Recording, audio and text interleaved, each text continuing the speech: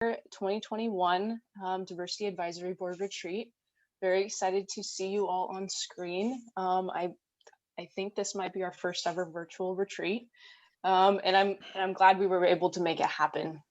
And hopefully at some point this year we'll be back in person.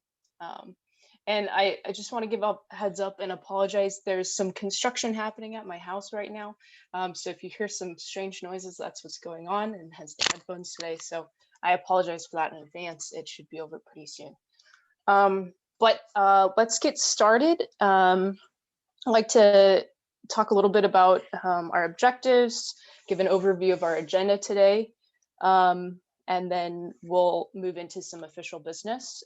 So our two objectives today really are to build relationships and connect as a group, the best that we can virtually. And also we want to determine how we're gonna work together this year by setting our foundation and direction for the year. And so really, most of our day is going to center around brainstorming and choosing our focus areas and goals for this year. And as a reminder, we have historically chosen 2 to 3 focus areas each year that help us move the DEI plan forward and help guide the DAB leadership team in kind of putting together our monthly agendas. Sorry, I don't know if you guys can hear, but it's really loud. And these focus areas also communicate to city staff and elected officials what our priorities are as a board. And so that's going to be one thing. And then we're also going to be brainstorming our goals for the year. And those are going to help us have a shared understanding of what our success looks like together, and that it'll help us stay focused on those goals throughout the year. But we're also going to have team building. So we're actually going to start with that first before we get into the heavy brainstorming work. And I want to point out that we're going to have specific breaks built into our agenda today, where we're going to encourage everyone to turn off their cameras and get up out of their seats and kind of move around a little bit so that we can all come back together and have some focused energy again.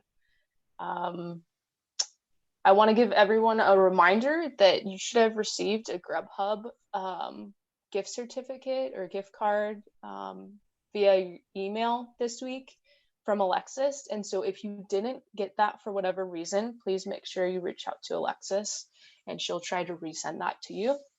That can be used for your lunch today if you want it, or save it for another time. Let's see. Another thing to go over, our parking lot. So if you have thoughts or ideas that come up during the day that maybe aren't a good fit for our agenda items, please send them to Alexis, like via the chat feature in Zoom, and she will track them in our parking lot. And then, let's see. Oh, yes. So we're going to go over this a bit later, but I want to make sure you all know that we are going to have breakout rooms today, which is very exciting. Something that we can't normally do in our webinar sessions and our regular meetings, but we will have those today. And when we do our brainstorming sessions, we're going to ask that each group does assign each person a specific role. And we have 4 roles today. The first is facilitator, so the person who's kind of going to be guiding the conversation in your breakout room. The second is recorder, so the person who's going to be taking notes. The third is reporter, so the person who will share out what the group's ideas were when we come back together as a large group. And the fourth is timekeeper, so making sure that your group is staying on top of time. And again, we will go over those roles again later. And I think I may have covered everything. Alexis, did you want to try to do the group photo now at the beginning or at the end? We have 2 people that were board members that I know are coming and are just not here yet. So let's wait, and I'll keep my eye out for another moment in the middle or at the end. Thanks. Excellent. So heads up, we will be taking a group photo later. All right, so let's get started with, we have public comment, I believe, first. Yes, public comment. So it looks like we have Steve on the line, and I believe we also have, or that's who I see right now. So Steve, go ahead. Floor is yours. Okay, can you hear me? Okay, great. My name is Steve Boughton, and I'm on the board of the Washco Bikes. We're a nonprofit.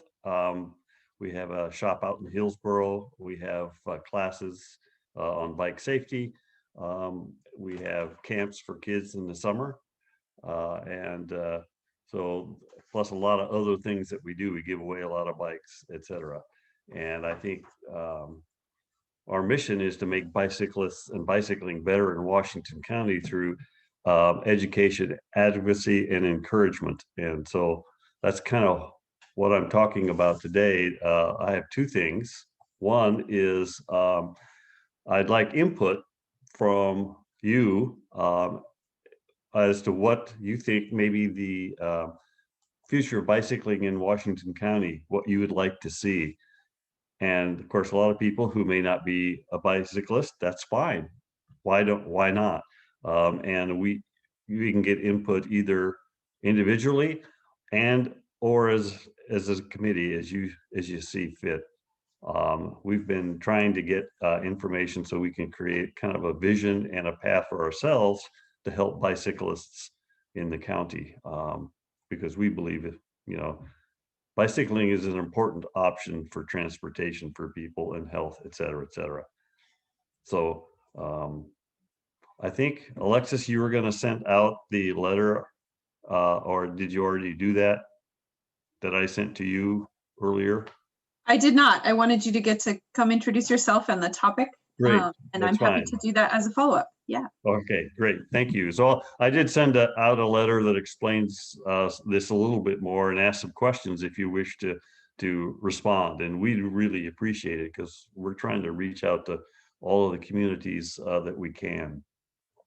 A second item is that we also have some openings on our board of directors. If anyone has an interest in some skills, we're looking for people with someone with basic business background or some knowledge, and you don't have to be an expert or anything, some finance, project management, human resources, those kinds of things that nonprofits need to have those kinds of skills. And or if you're just really interested in believing in our mission in bicycling and want to help, you can apply on www.washgobikes.org, and you can go right on there and you can learn about us, see what we do, and if you're interested, there's an application there, or you can contact me at chair@washgobikes.org. That's my email. So are there any questions? Or I know bicycling may not be part of your normal offsite, but that's okay. We'd really love to have input. Okay. So what is the website again? Washgobikes.org. Okay.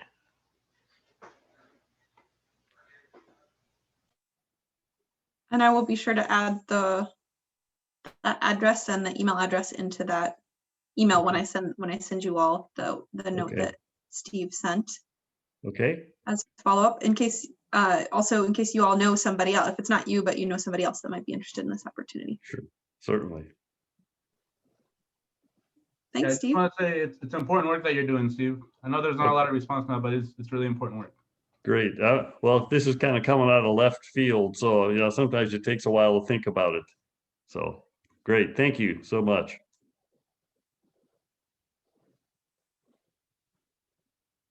Okay, I guess I'm done if you guys have no questions. Yes, go for it, Manish. Yes, I just wanted to thank you for giving us that report, the presentation. I myself personally, if I keep quiet, it doesn't mean that we don't appreciate what you're doing, and it's exciting. I love bicycling. Oh, great. Yeah. Thank you so much. Oh, well, thank you. I've been at this for over 10 years, and it's great. I love it. I think we're making progress. We're a nice growing organization. So that's awesome. Thank you. Hi, Steve. This is Ahmed Zubaidi. So I have a question or two questions, honestly. How many accidents do we have at least last year for bikers? I mean, the bicycle riders. And I noticed recently, because maybe the police being busy with different other staff and more important with pandemic, many riders, they don't now double check the safety requirement like helmet, lights. So what you guys doing about that? Like how we keep educate those riders or bikers to keep continue using safety equipment? well, that's an excellent question. The two questions. One is, I don't have the number of bicyclist accidents in the last year at my fingertips, but I'll see what I can do to find that and send that to you. The other thing is, what do? We have a suite of education programs. I'm a certified instructor with the League of American Bicyclists. We have use their curriculum to teach bike safety to adults. That's proper helmet fitting, how to ride in traffic. The class for the adults is confidence in traffic. So and it's about 9 hours or 7 hours or so, about half of it on a bike and half of it actually in online instruction and testing. Our bike camps for kids are a week long. They're day camps. We teach them pretty much that same thing every day, while they're out riding and having a good time at camp, going to places, etc. We're reinforcing how to ride safely, how to wear your helmet correctly, etc. So that's what we're trying to do, and safety is one of our biggest things, because that's one of the most concerns people have about bicycling. They say, oh, it's not safe. Well, if you take the confidence in traffic and understand the hazard avoidance maneuvers and where you should be and why you should be there and not over someplace else, how to ride safely in traffic, you can cut the chance of accident by 90%. Okay, so it really helps. But one of the problems is, very often, especially adults, don't think they need to have a bicycle. I know how to ride a bike, but we teach people how to drive a bike, not ride it. Does that make sense? Yeah, thank you so much. Thank you. Sure. I do have one more question, Steve, if you have time. Sure. Is the main goal, like the main kind of long-term goal of your organization, to grow participants and grow your classes, or is there kind of like a bigger picture as far as like bike safety goes? I know that other cities have like dedicated bike lanes and streets for easier access. So kind of, what are your long-term goals with the organization? Well, the long-term goals for the organization would be to increase safe cycling in whole county, to make it easier for anyone to say, hey, I can get on a bike and ride safely from point A to point B. And part of the exercise that we're trying to do now with creating this vision of what it could be like, or what it should be like, then that can direct our programs and efforts to help us reach that. But it's going to be a lot of people riding safety, having bike safety training in schools with Safe Routes to School. We partner with the different cities' Safe Routes to School programs to provide rodeos and helmets and instructions for the kids. Does that answer your question? Yeah, it does. Thank you. Okay. I have one question. Hi, Steve. Thanks for being here. So are you partnering with any of the recreation centers to with these courses? We actually just started a partnership with Hillsborough Parks and Rec to offer these classes out at the Hillsborough Stadium where the Hops play. Yeah. And of course, in the middle of winter, especially with ice, you know, not many people are signing up, but I think it's going to open up pretty soon. But you'll be able to sign up for the different classes for youth and adults through their website. Yeah, I think that's a good initiative, especially around this area, the Cedar Rec, the THLPD, and kids really, you know, do look at those classes. Thanks. Thank you. Okay, I gotta cut off the questioning there, everyone, but I'm glad that we had Steve come. It sounds like there's a lot of interest in your presentation. And if you have more questions or want to engage in further discussion with Steve, I'm sure Alexis will send out his contact information. So yep, I'm Steve, here. Thank you for being with us today, Steve. All right, thank you. I don't think we have anybody else for public comment today. I did forget to remind everyone at the beginning that our meeting is being recorded as per usual. So just keep that in mind. And we are going to move on to approving or reviewing our January meeting minutes.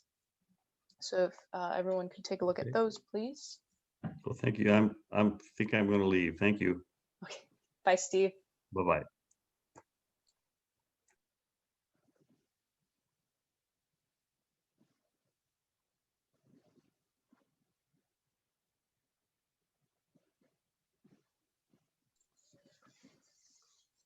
Manije? I think the part about the introduction, I see something under Teresa's name. It's not related. And also for under Manije, I don't see anything.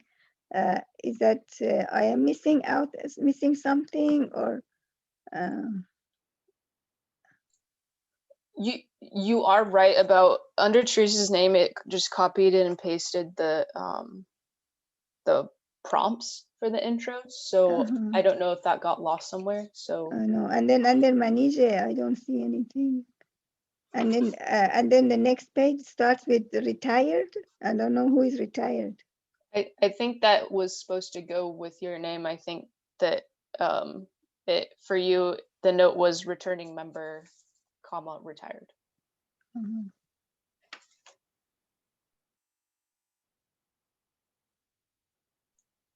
If there's something else that you believe should have been added there, now's the time to make that comment, Manije.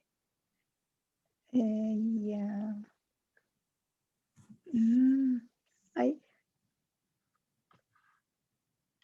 Because I'm not retired. I'm not working for a pay. I am an interpreter, but I am still active in different areas. So I don't call myself retired. Okay, we can remove that. Yeah, please do.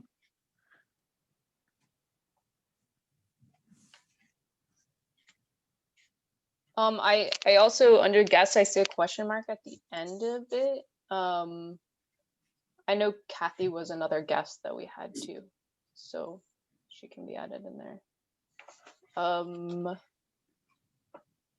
Under Rahman, the third bullet point, just exercise is spelled incorrectly, so we would change that.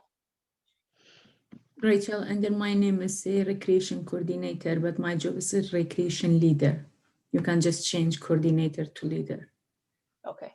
Alexis, when I got promoted, I'm gonna let you know I get lead like coordinator, but no, for now it's a leader. Excellent. Okay, thank you, Shar. One more thing, third page under Teresa's name, about housing. I think it should say housing will be a big issue this year.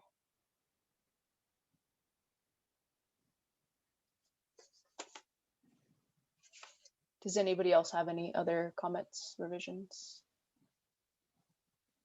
Monica. I'm sorry, I'm a little bit lost about what you guys are talking about. The January. I think since Tuesday, I haven't been able to concentrate. We're taking a look at the January meeting minutes, and some folks have mentioned a few revisions to those meeting minutes before we approve them. Okay. Oh, okay. I see. I thought it was that, but I want to be sure. Can we enter it in the chat also, or do we have to verbally say them? You can put it in the chat. That would be fine if you prefer. Yeah, just gonna update my my job title. Okay. Yeah.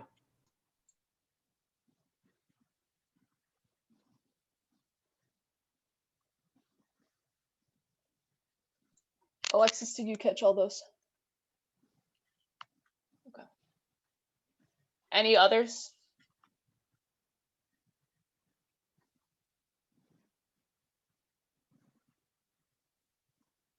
Okay, if that all looks good to everyone, could I get a motion to approve the January meeting minutes with the previously mentioned revisions? Monica, I saw your hand first. Was that a motion? Okay, do I have a second? I'll second. Okay, all in favor? Any opposed? Excellent. January meeting minutes are approved. Thank you, everyone. And then I want to just mention one more thing before we move on to our team building section of the agenda.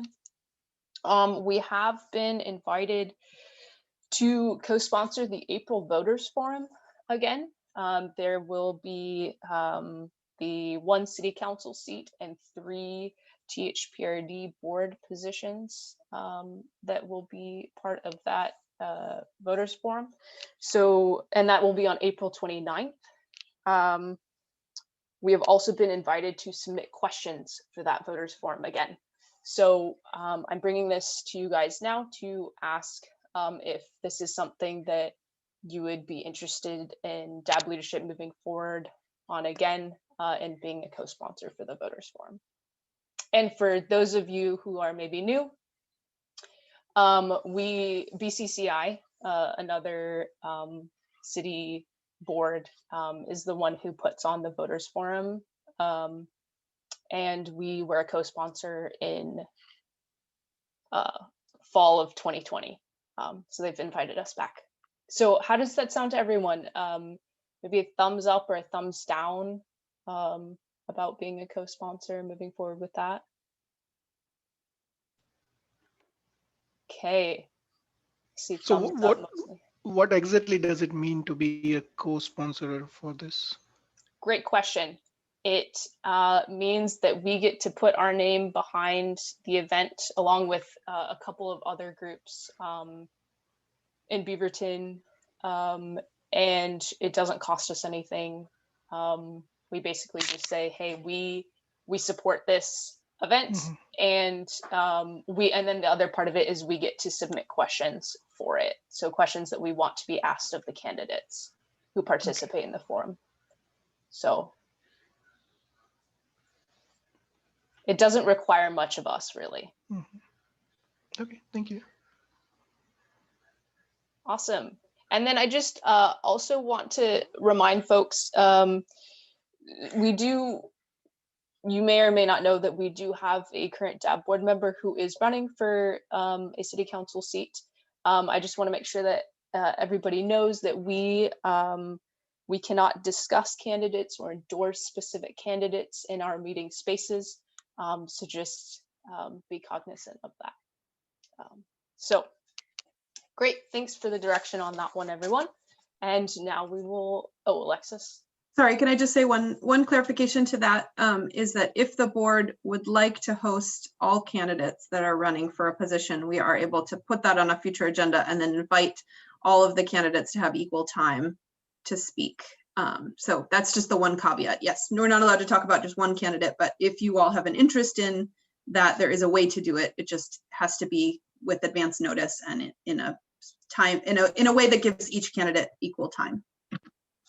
I think that would be an excellent idea to invite all candidates so that we can hear from them and start a good working relationship with the with whoever gets elected.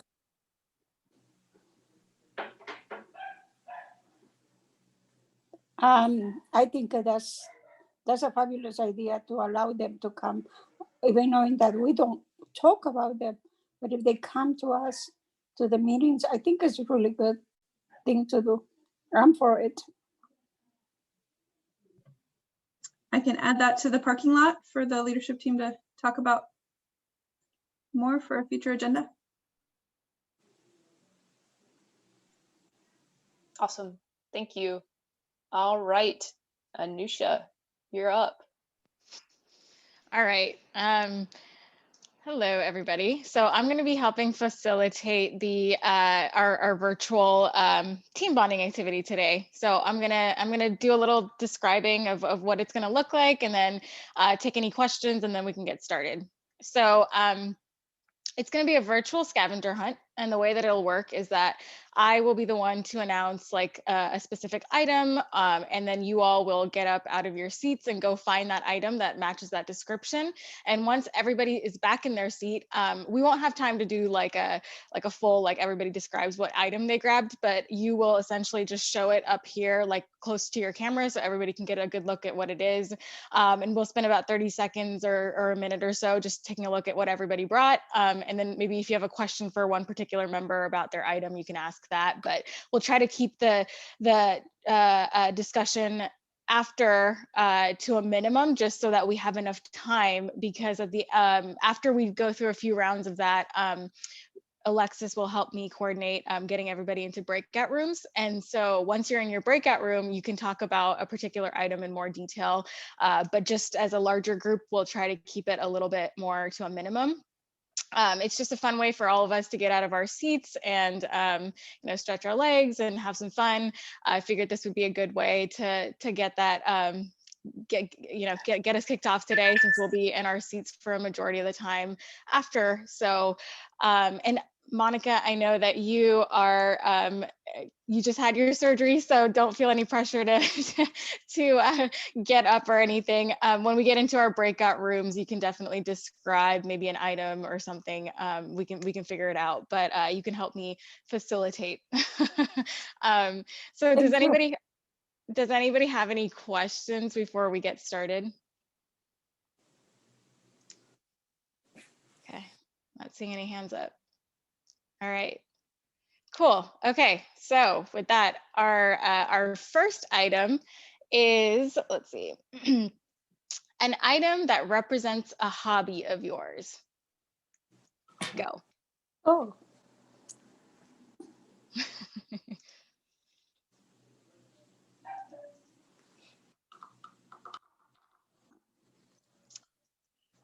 So we'll wait for everybody to be back.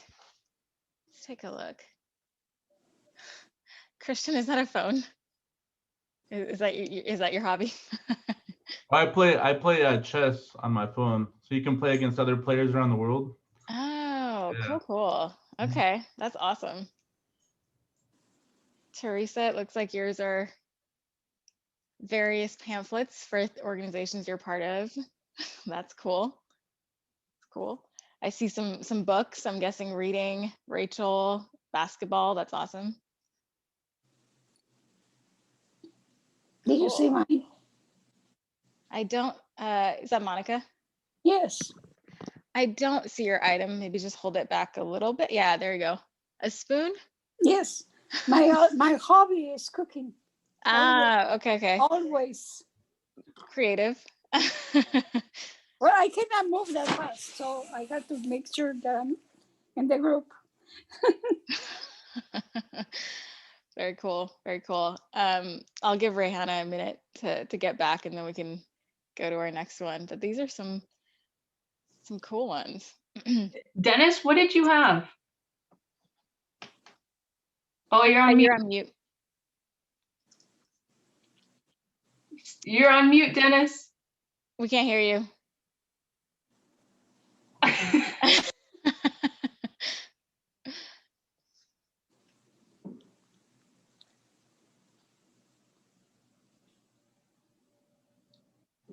Ahmed, I can't see. I can't tell what yours is. You want to describe that?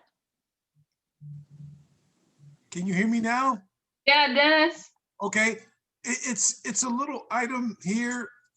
These are, I can't remember exactly what it is. We collect all these little things from around the world when we're in Asia.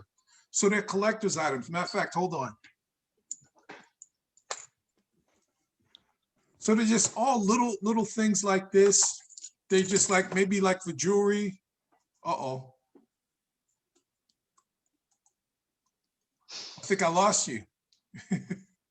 We can hear you. We can hear you. Yeah. Yeah, it's like for jewelry, to hold jewelry and those kinds of things. So, but man, I am having a tough time today.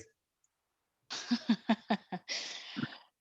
all good. Ahmed, sorry, I think you might have been talking too. So this is, I don't know if you can see it, guys, or not. This is, we call it hair rag. It's for fishing, specific carp. And like I can say like successful fisherman recently. I catch a lot of carp, but this is like the main line, we can say, for to put boilies, or we can put fake corn, and it will be flooded, so it will be that shape with some weight in the bottom, and we can cut some fish, usually in Beaverton, like in Commonwealth Lake or Progress Lake. Yeah, that's awesome. Cool. And I think I forgot to show mine, but it's a tennis racket. Oh. I picked out my items ahead of time so I could participate. All right, awesome. Okay, let's move on to our next item. Something that represents self-care. So it can be like a candle or lotion, anything. Go.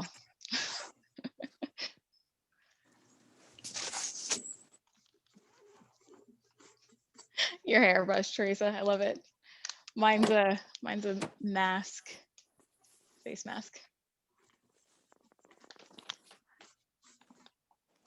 Is that a magazine, Yugona? It's a Mary Kay magazine. Okay. Yeah. That's awesome. And mine is Mary Kay face wash, but I have the whole set. Like, it's a good one. I recommend it too. That's great. It's like water and face mask, both. Yeah. I have essential oils. Oh, yeah, that's a good one. Alexis, what's yours? Rich people. Mine is just a little like sort of affirmation, reminding myself what I feel like after I go for a run, and how I'm a better person. So it's sitting by my mirror when I see it in the morning. Oh my gosh, that's awesome. It's awesome. Mine is exercise. Yes, absolutely. Absolutely. So mine is this meter red infrared light. Ooh. It emits infrared light, and it helps you with and muscle and joint aches. Yeah, I've heard about that. Anti-aging things. So like to put it on. It's not plugged in, but it's really good for aches and pains and joints and anti-aging device. So yeah, that's fine. Sweet. That's cool. Alex, I saw you hold up your dog. She has escaped. Yeah. That's great. Cool. Well, yeah. Can Rehani put the information on that in the kind of me? Yeah, sure. I will. Thank you. It's interesting. Yeah, it's good to see that everybody has a self-care routine of some sort. That's awesome. All right. Can you hear me yet? Yes. Can you hear me? Yes, we can. Okay. Yep. In the background, I have a treadmill over my shoulder. I see So it. that's where I exercise, because this is my office unit. So that's my treadmill. Awesome. I have my candles with mirror plates all over my living room and my bedroom. It gives me like peace and quiet. So I do use it daily, especially now. Nice. Cool. All right. So our next item, I know some folks are already holding this item up earlier, but your favorite book or just a book that you might have finished reading, currently reading, just, yeah, go. Book? Yeah. Okay.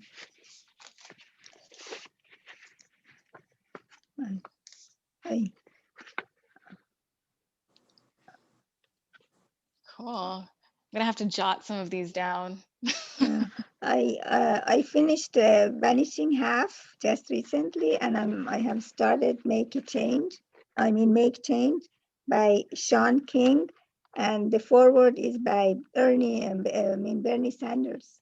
And because after reading a few books of how to be anti-racist, how to be that, and on kind of, and then we came to the point that we need make change. So, and it's a very good book, and I am half way gone, and we are reading it in our book club.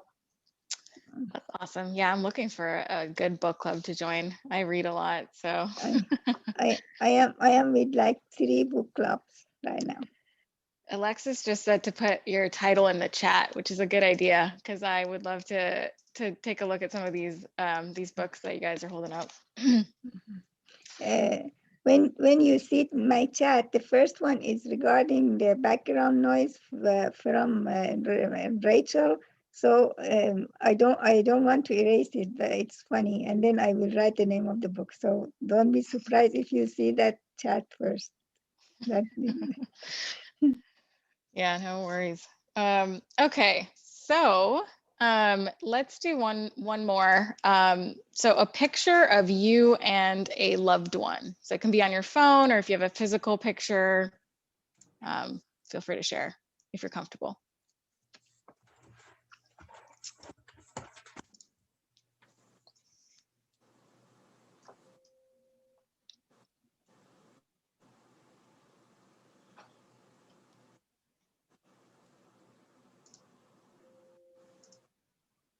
So incredibly many pet pictures. It's going to be a lot of scrolling to find one that's not just a pet picture.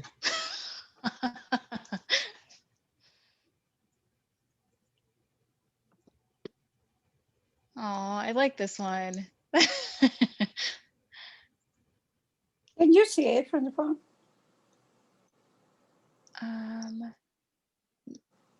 Yeah, a little bit. I think maybe hold it back just a teensy bit, or maybe Because forward. it's on my phone.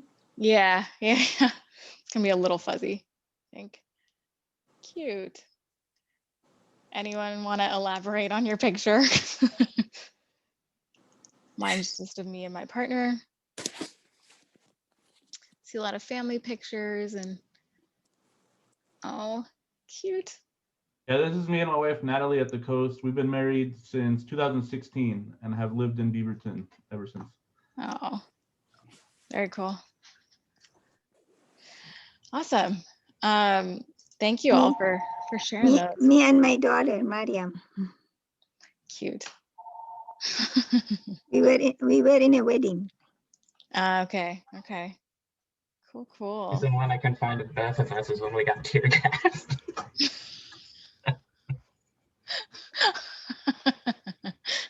Just like cats, all the tear gas. All right. So our last one here is, so it'll be an item that is special to you, and we will use that as our conversation starter when we get into our breakout rooms. So go ahead and find that item. Sorry, what was it? An item that's special to you. So it can be really anything that means something to you. Here, is that a mouse?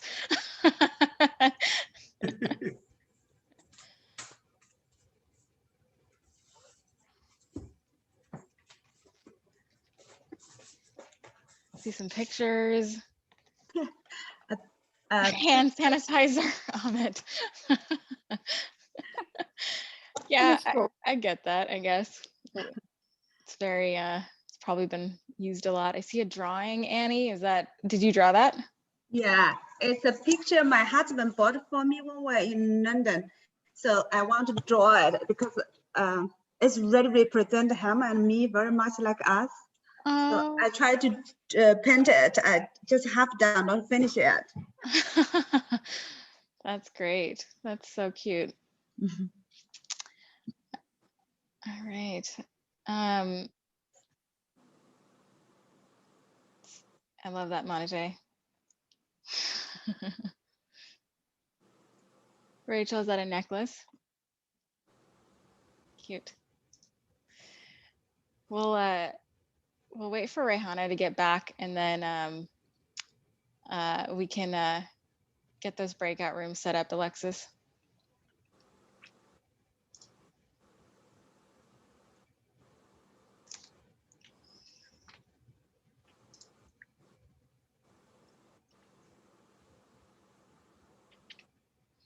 All right, everybody have their item now?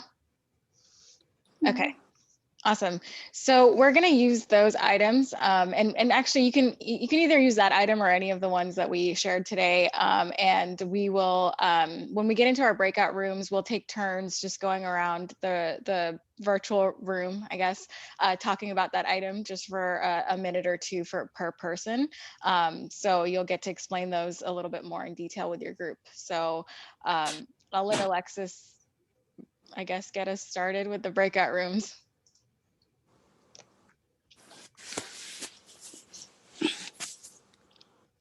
Sorry, hang on just one second. Didn't do what it was supposed to. So let me just move people real quick. Cool, sounds good.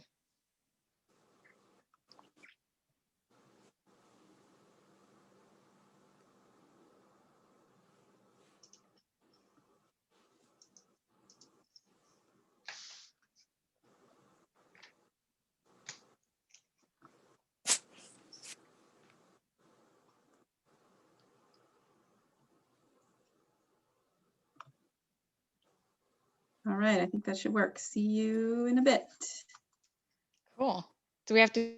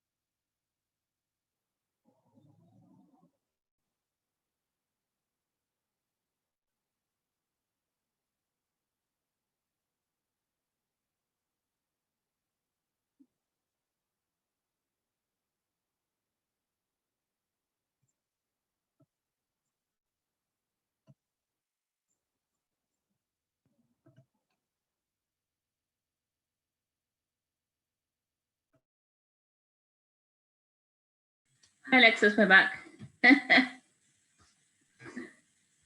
Great.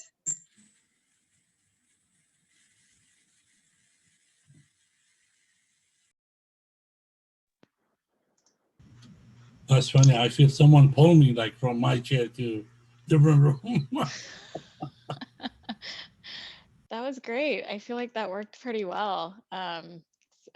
So yeah, anyway, that concludes our virtual team bonding activity. And I hope that you guys sort of felt like we were together and learning something about each other. So I'll turn it over back to Rachel. Thanks so much, Nusha. That was a lot of fun. And now we're at our first break time. So if you all could be back at 12:05, feel free to turn your cameras off for the next 5 minutes, get up, go get a snack, whatever you need to do. We'll see you at 12:05.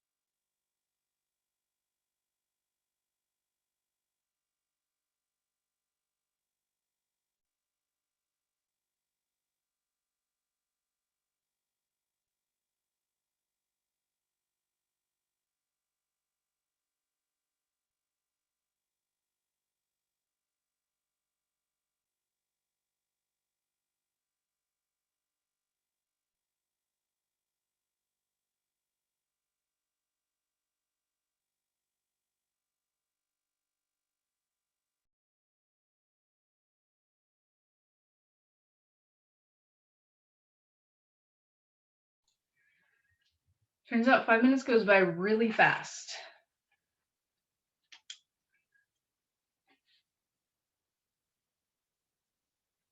All right, as we are getting people back on screen, our next agenda item is going to be to review our group guidelines.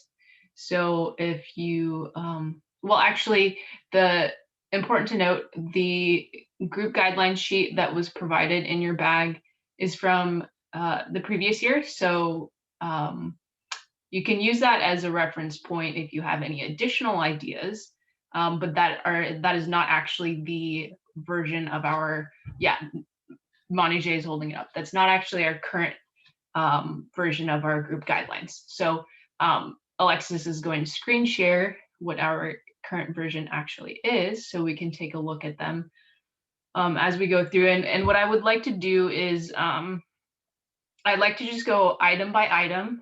I'll just ask that if anybody has any comments that they want to add about that specific item, or if they disagree with that being on our guiding principles, we can open that up for discussion. But if it all looks good to you for that specific item, we'll just move on to the next one. And that's kind of how we'd like to start out the process. And then I'll open it up at the end and ask if anybody has any other additional things that they want to add to the list. So for a little bit more context, our guiding principles is a sort of our guidelines for how we want to be together in our space. So every meeting, these are kind of the principles that we hold as a group for how we're going to respect each other, make sure that everybody feels like they belong in the group, and that they have the ability to fully participate in our group. And so that's what our ultimate goal is in establishing these guiding principles. So we'll start with the first one. Does anybody have anything that they'd like to say about step in, step out? Anything they don't like about that one or needs to be changed? And I'm just going to ask, because I can't really see everybody's faces, you just want to speak up, just go for it.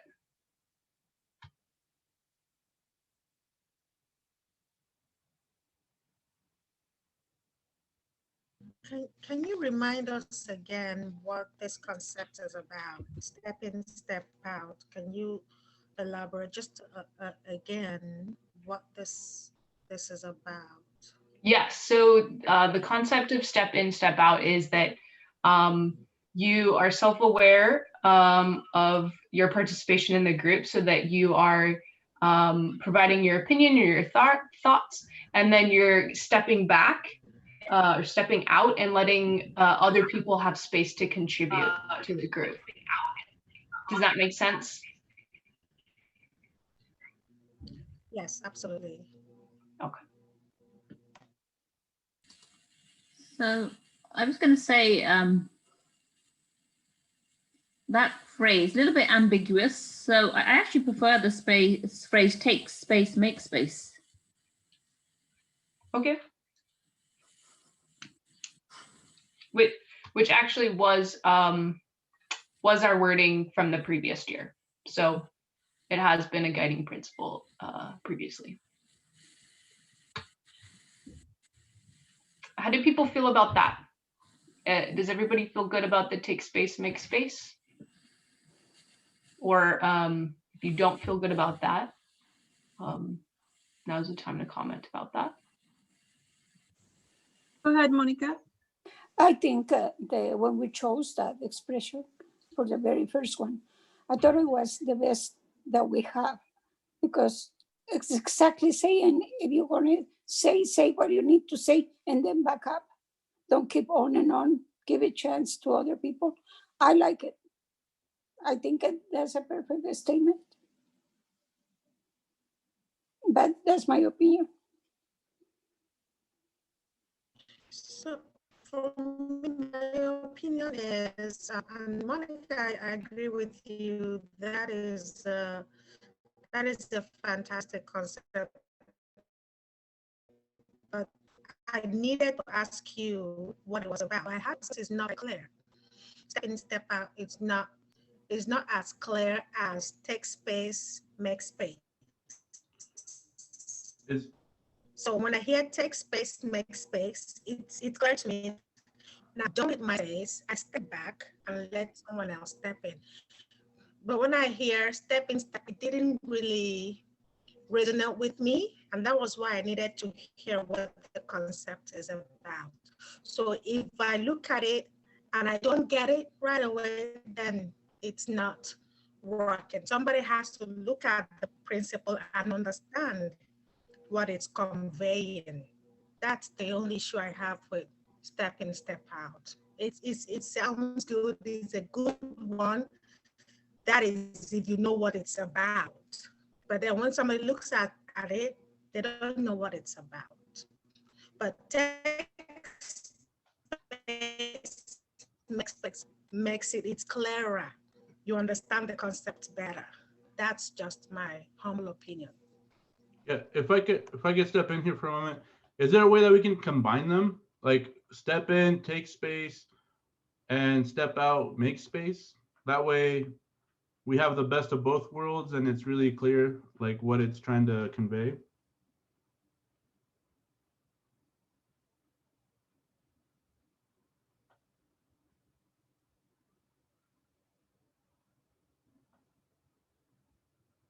We're not working with the word limit, right? Like Twitter, so we can. There's no word limit. Does everybody does everybody feel good about that? Could I just get a thumbs up or a thumbs down?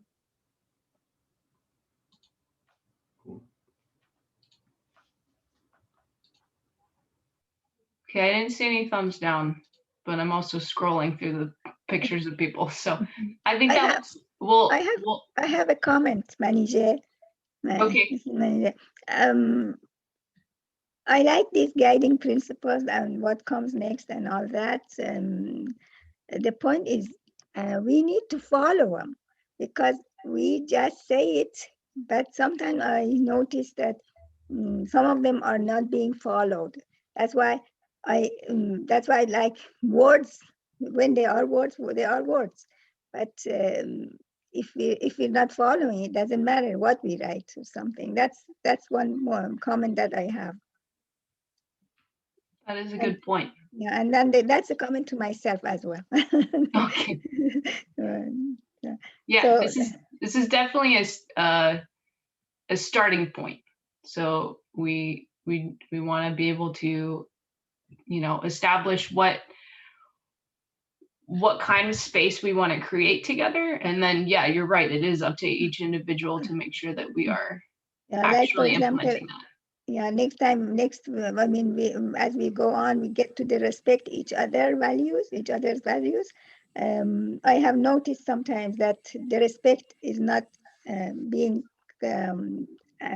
I mean, so like, for example, if I don't like something about someone, or if I don't like someone is doing something that I don't like, and it's better if I just go and forward and kind of in a polite way mention it to her or him instead of kind of ignoring that person or being disrespectful to that person without her or him knowing what they have done. Because if we don't mention it, that's why we have to have the line of communication open. If, for example, if I don't like something that I am doing, I should talk to myself and tell myself instead of kind of hurting myself. That's one thing that I have been with DAP for like 6 years now, and that has been kind of bothering me. And I said, if I don't say now, there is no other time that it will come up, and so I can mention it. Thank you for listening. Thank you, Monisha. Sure. Let's move on to the second item, be inclusive and empowering. I think in order to move this process along a little bit more quickly, I'll ask that people give a thumbs up or a thumbs down. Thumbs up is good. It's good as it is. Thumbs down is maybe want to add something to it or remove it.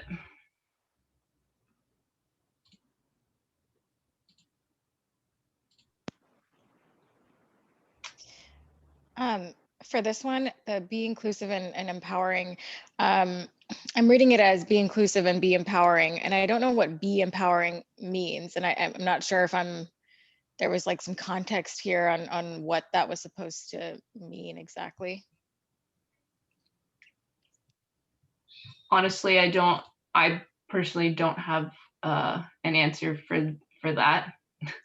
I don't know if Alexis remembers. Anusha, would it be clearer if it said empower others? Because I think that's the spirit of what this gets to, but I don't know if that's the same concern. Yeah, no, that would make a lot more sense, I think, for me at least, saying be inclusive and empower others rather than be empowering. It's my suggestion. I agree with that too. Okay, could I get a general thumbs up or thumbs down on that one from everybody?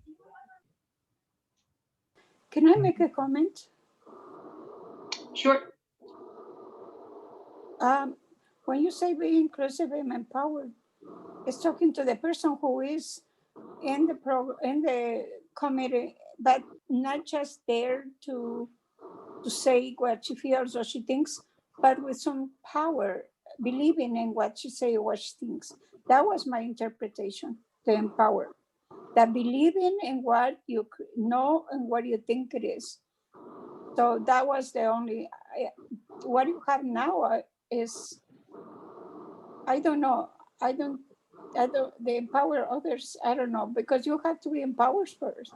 And the way you want to be empowered is the way you presenting what you want to say, convince and knowing that that's what it is.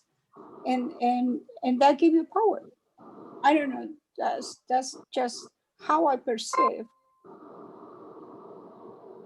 So I just put in there, it seems like, Monica, maybe what you were suggesting is that a better way to do it would actually be empowered, be inclusive and empowered, feel empowered.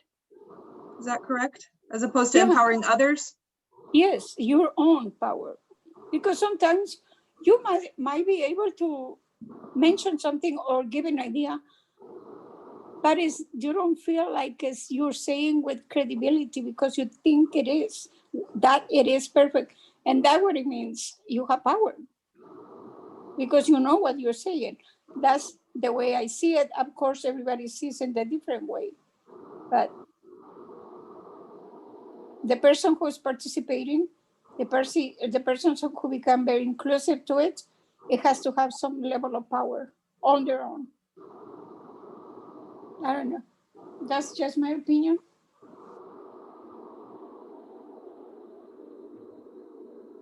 So to me, it seems like those two thoughts are completely different. So be inclusive is one, and empower others is another, completely separate topic.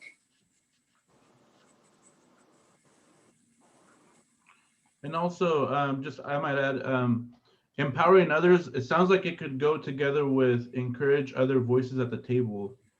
It kind of, to me, it sounds like that goes together. I get what Monica was saying about like being empowered. So I think that's also important to mention in there. So maybe empower and be empowered. Empower others and be. You play with the wording a little bit. Yeah.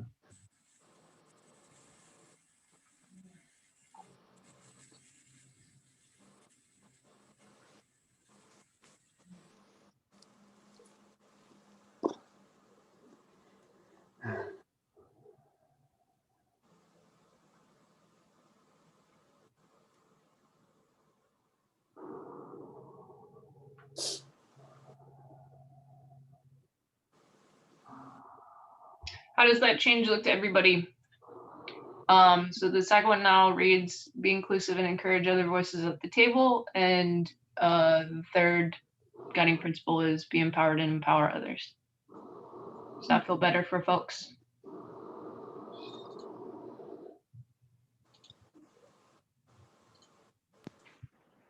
Thumbs up, thumbs down.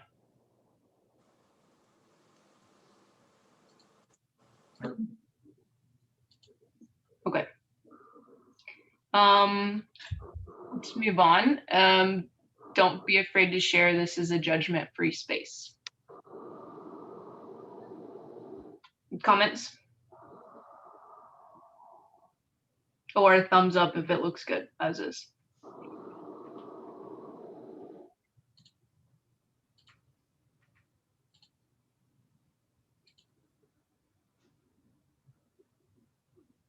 Okay. Listen actively. So listen actively. I was just thinking about that one and trying to consolidate it with the first step. How about something like be heard and hear others? Be heard and hear others. I don't know if that will sort of tie in with the first step somewhat.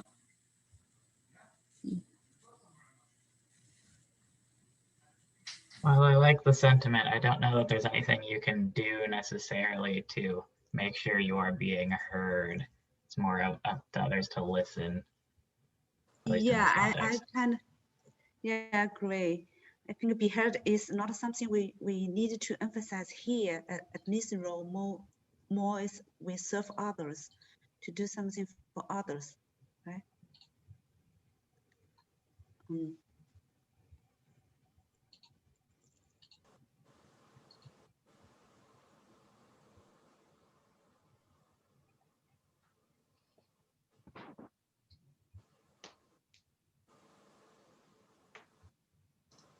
Okay. So it sounds like maybe more folks feel. I have a question regarding, the comment regarding the hear others. Can we do it like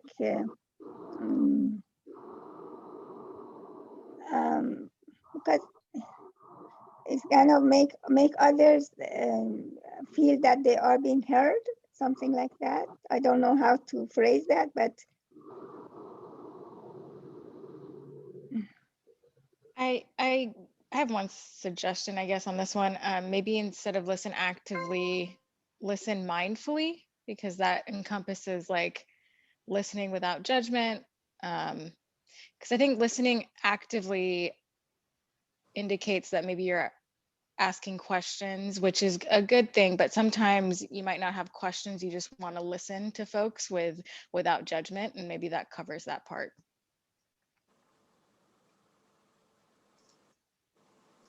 I think that's a great suggestion. How do other people feel about that suggestion? So that would now read as listen mindfully. Thumbs up, thumbs down.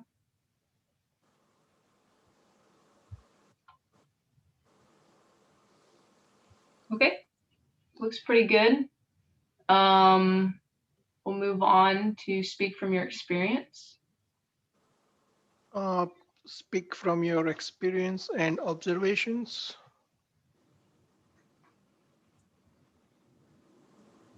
Is this similar to the one I've seen before where you use I statements when you're talking or when you're speaking? It's essentially the same sentiment. Sure, yeah. Thank you.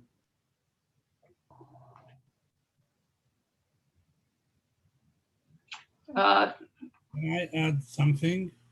Okay. Can we say like not speaking from your experience, but we can change it to use I statement when you like deliver any message or experience?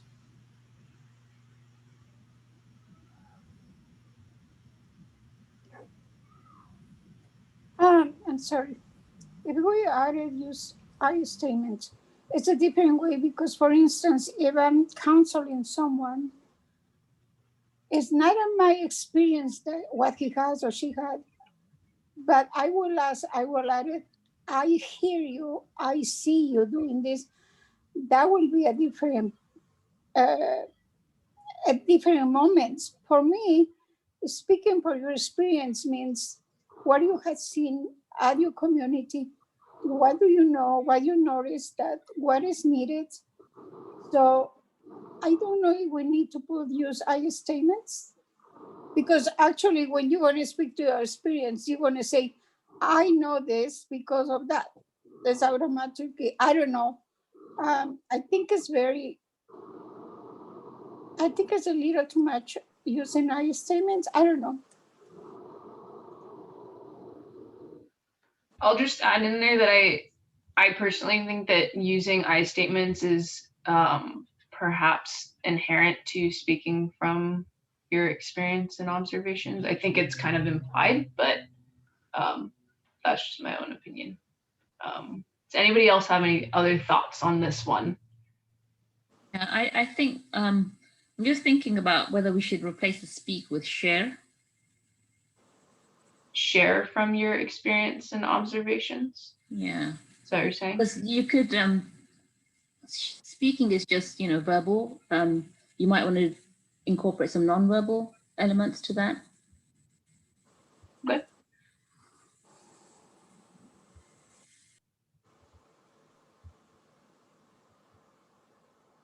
Thoughts about? I'm sorry. I think using the share, speak from your experience and observations. That be it. Because when you are use your I statements, when you're sharing something, you are going to use I find out this, I talk to someone, I think we do this. So I'm sharing my experience with the community, what they're looking for. I will automatically become me, I. So I don't know. I'm not. Or if people really feel strongly about, okay, well, you deleted it. But if people felt strongly about including that, it could be in parentheses as well. Yeah, just from my perspective and just a thought on it, not to change or make anything, but I see these kind of guiding principles as a way to guide the conversations and facilitate the discussion. And so my understanding of this sentiment here is we all experience things differently, and we might even hear things differently that are talked in the same space that we're all sharing. So using it from the perspective like, hey, this is what I hear, this is what I'm experiencing, it kind of helps have a more respectful conversation. So that's just kind of my perspective on it. Yeah, that's what I was trying. Thank you. That's what I was trying to say. It is your experience. It's me. So, okay. Okay, so I'm gonna propose then that this one reads share from your experience and observations, and then in parentheses we'll say use I statements. Does that feel good to everybody? And if it doesn't, you can share that too. I actually don't think we need the I statements because it's automatically implied that what we're sharing is from yourself or your the people that are surrounding you. So I don't know. I don't think it's necessary. Other thoughts? I agree. Yeah, I feel like we don't need the use I statements. Yeah, it feels like too much of a trying to structure it in the exact way. I feel like this covers it pretty much for me, at least. Okay, so maybe I'll just ask for the folks who were feeling maybe a little bit stronger about the I statements. Does it feel like that is captured in that principle for you as it reads right now?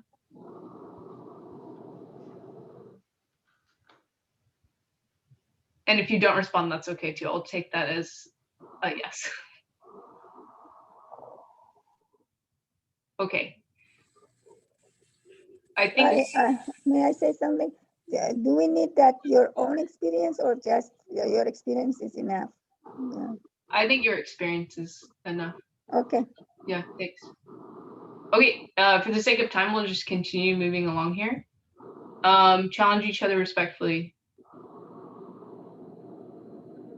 Yeah, thanks for the thumbs up on that, Christian. Other folks, thumbs up, thumbs down.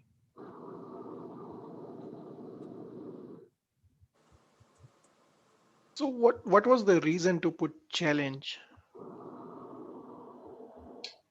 So I think the idea there is that if there are like differing opinions, that you are making a comment in a respectful way toward another person. We just did that one.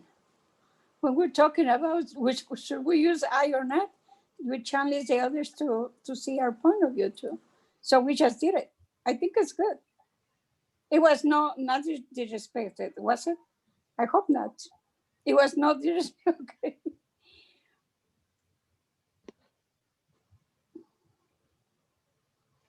All right. Looks like that one might be okay for folks. How about respect each other's values? That's good. Thumbs up, thumbs down. Thank you all. It's really helpful to see those. And then finally, be open to new ideas and learning from one another. Oh, that's perfect. I think it's same with mindfully. You think what?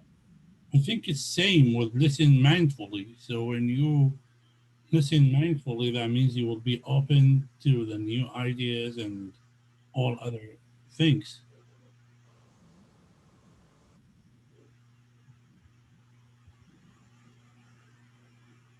Right? So are you suggesting that 5 and the last one are combined, essentially? Like it's same, as I understand it. Maybe I'm wrong. Anybody else have any other thoughts about that? No, I think it does make sense what Emma is saying. Yeah.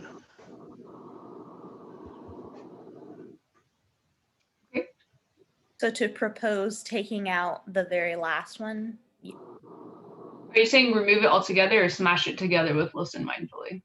You're saying that listen mindfully already encompasses be open to new ideas and learning from one another. Is that correct?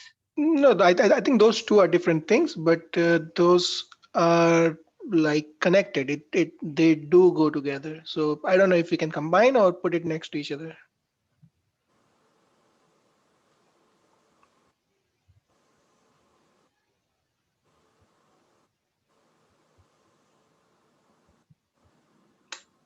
I think we need to keep it the way it was, just for the simple reason that it also mentions the values. And I think that is part of that we got together and we have this committee from different backgrounds, with different ethnicities, because we do want everybody there and we have to value them and we have to respect them. So I don't see why moving that.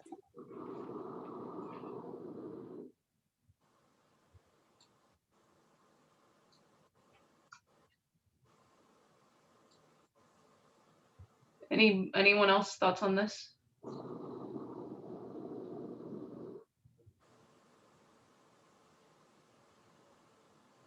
And what is the word value is going to be? Because it's very important to do a statement about respecting the value of each person or each culture. So all I did was move up that bottom one to be right under listen mindfully. Otherwise, all the rest are still the same, or they're all still the same. Actually, I just moved the placement of that one so far. So as it looks right now, the guiding principles on the shared doc, or yeah, doc that Alexis is sharing. Does this look good to everybody? Anybody have any final thoughts, additions, eliminations? Yeah, I have one thought on the last two. Challenge each other respectfully and respect each other's values. Can we combine that, say respect each other's values and opinions? Because you'd only challenge someone if you don't agree with their opinion.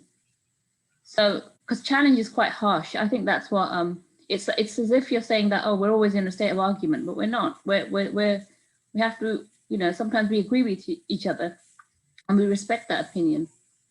So respect each other's values and opinions. Challenge just a bit harsh to me.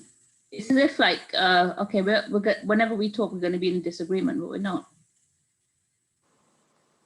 Yeah, when you give your opinion and somebody else is not according with you, but you still have to respect that value. Sometimes our opinions are our values. Is what we're looking for, how we live by. So I don't know. I'm very my what do you say? My screws are not tight. So that's my. I have a little anxiety of that. I don't know. Okay, so Ramon, did you want to say something? Yeah, I think that word challenge, I have an issue with that.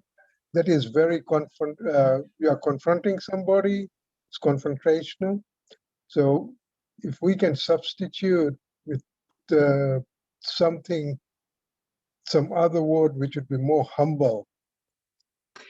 I think that in addressing that, something that Rahana said was, it sounded like she was suggesting that we remove the challenge each other respectfully item, and that it will be captured in respect each other's values and opinions. Does everybody feel good about that? Yeah, you know what it is, Raman, when we say challenge, it's not, I just hear what you said, but sometimes there is people who has something to say and doesn't say, and we want those people to open up and speak. We want them to challenge, to be not afraid, not have fear talking and saying what you feel. But yeah, I understand your point. Challenge is not always a fight or trying to. I challenge it, like I have my students that I challenge them to read half of the book by this time.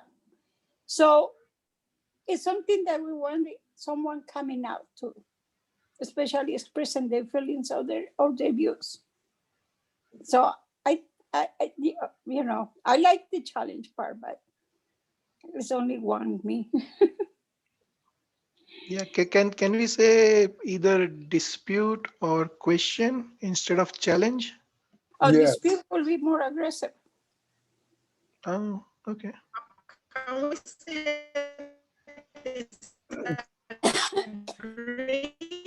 disagree? I don't know. I think question is a better word than challenge.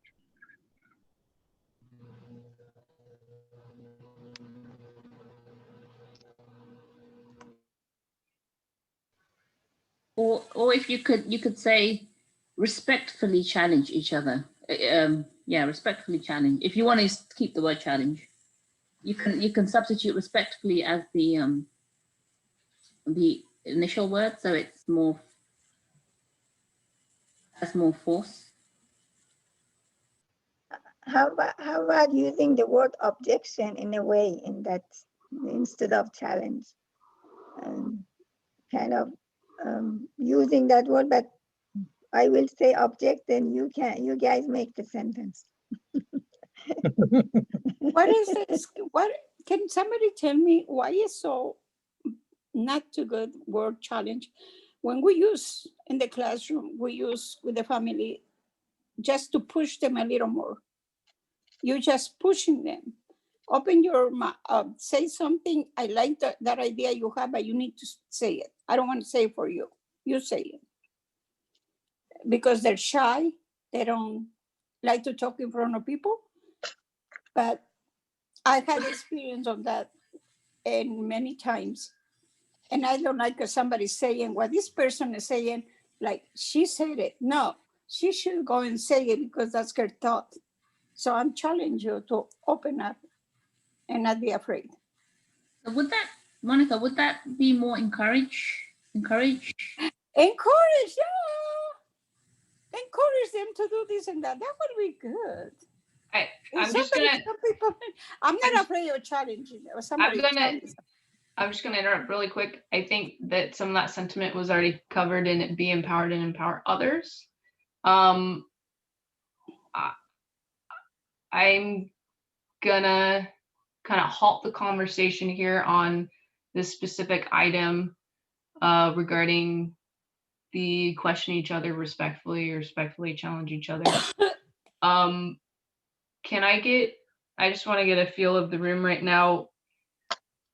A thumbs up that you definitely want that item in there, maybe not as it appears right now, but you think the challenging or questioning someone else respectfully is an important principle to have in its own right on here. That's a thumbs up. A thumbs down is you just want to remove that item. Question each other.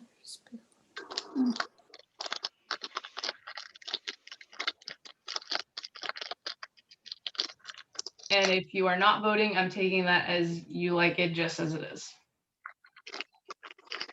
Okay.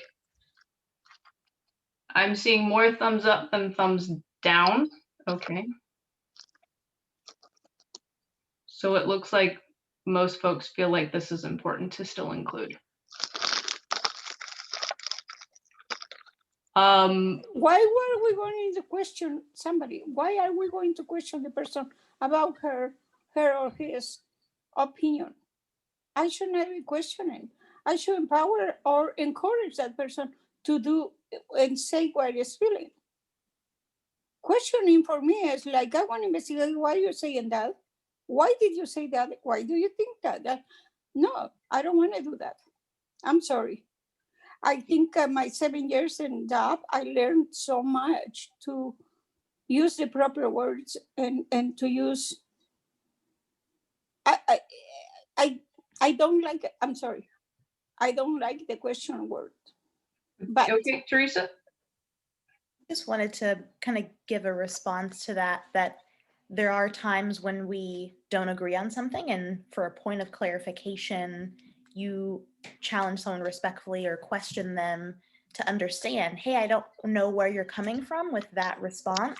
I want to be on the same thought process as you because my experience is different than yours. Would you mind explaining your train of thought on how you got there so I can understand the way you're understanding so that we can be on the same page? It's not questioning or challenging in the sense of you're wrong and everyone needs to know you're wrong. It's challenging from the perspective of, hey, I don't understand what you're trying to say. Can you explain differently, please? Can you try to say it in a way where I know where you're coming from, whether it's an idea or if you're sharing a story about why something doesn't work based on your experience, that's fine, but I may not necessarily understand because I didn't experience that, or because, it didn't seem clear the first time you said it. If you could say it again or say something differently. So to question someone is not wrong. That's how we learn. But to say it respectfully, no one wants to hear, well, that's ridiculous, right? I know I don't want someone to say that about me. It's just, hey, would you mind rephrasing that or help me understand where you're coming from in that? So that's how I read it. It's okay if it's read differently, but if we could come back to this because for the sake of time at our next meeting, or I would recommend to take this out altogether. That is my suggestion. If anyone has a question about that, I'm more than happy to explain further. Thanks, Teresa, and everyone else for your comments on this one. I think what we need to do is we need to take a vote on this one. The question each other respectfully or respectfully challenge each other. I feel like we have already established that this one is important to most folks to keep in some regard. So I'm gonna ask for hands on this, or thumbs up, whatever. So preference for the first one, question each other respectfully, and then I'll get a vote on the second one, which is respectfully challenge each other. So who would like that to read, question each other respectfully? Hands on that one. 3, 4. I don't know why we need to challenge each other. We need to work as a team. Okay. Challenge each other. Okay, thank you. I saw 4 hands on that. How about respectfully challenge each other as the other option? 2, 3, 4, 5, 6, 7. Okay, I saw 7. So I think more people like respectfully challenge each other.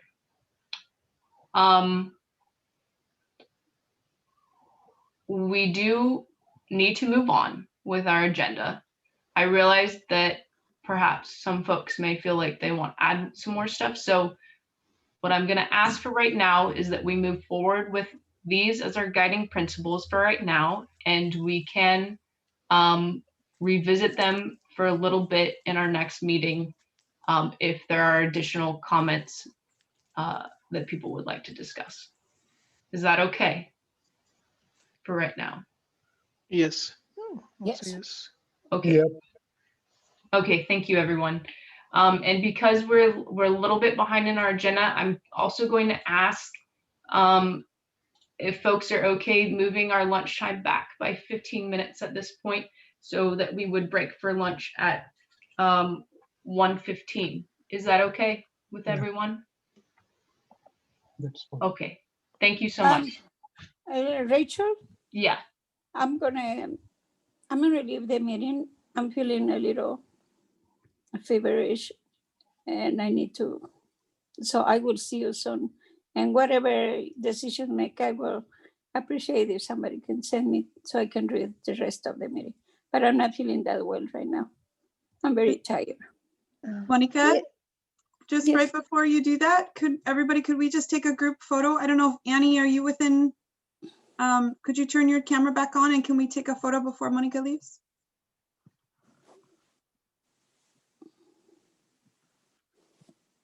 All right, is everybody ready? Oh, let me see if I can do this. Okay. All right, 1, 2, 3, cheese. Let me do 2. Where'd it go? 1, 2, 3, cheese.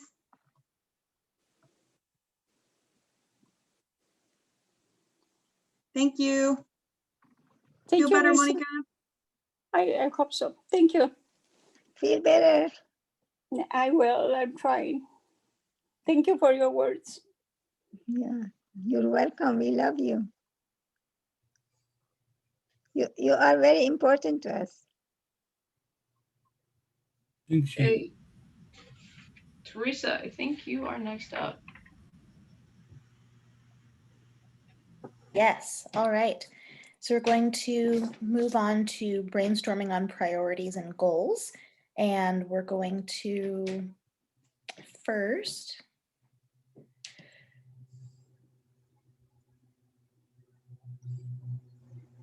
discuss last year's focus areas. So for those that weren't here, some of our focus areas for 2020 were place naming, business development, and election year civic engagement. And we looked at 2020 census, voter outreach, encouraging civic engagement in our own communities. And so that was on the attachment that Alexis gave in an email. So now that we've briefly discussed last year's focus areas, we're just going to go through a quick exercise in the next 30 minutes where we're going to go into breakout rooms to discuss what you would like some of the focus areas to be for this year, 2021. So within those small groups, to have assigned roles, facilitator, reporter, and timekeeper. So Rachel had explained in the beginning, but just as a reminder that the recorder will share their screen and take notes on the document for the group during the brainstorm and send to Alexis before the end of lunch. And the reporter will choose 3 ideas that were discussed in your small group to share with the larger group. Timekeeper, of course, keep your time. Facilitator, to make sure everyone in your group has the opportunity to speak. And then we will brainstorm as a group what topics we want to focus on. So we have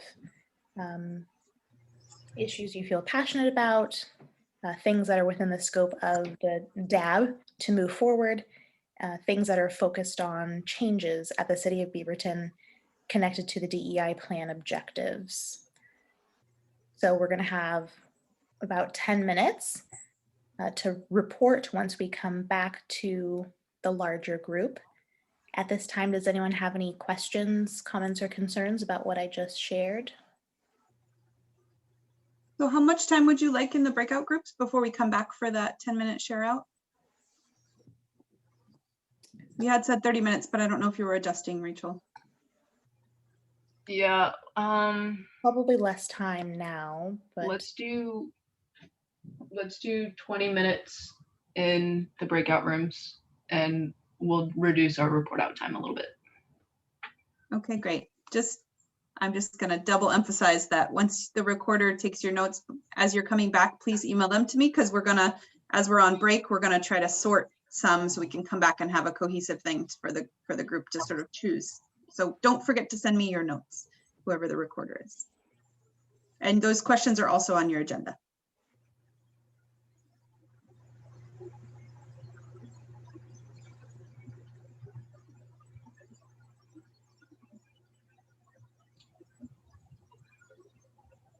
All right, ready to go? Yes. Okay, we'll see you all in 20 minutes.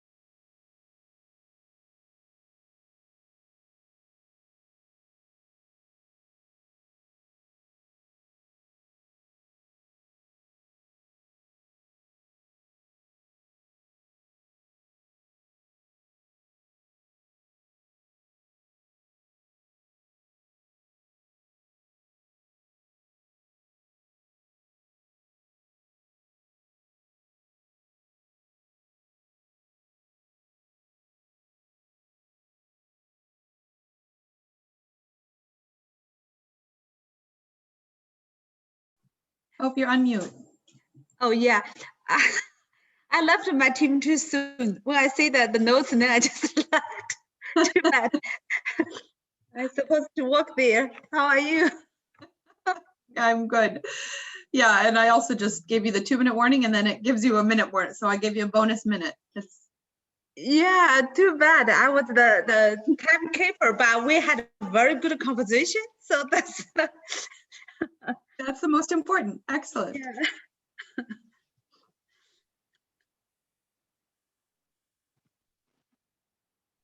Hello, we're back. My team. Sorry, I left you guys too soon.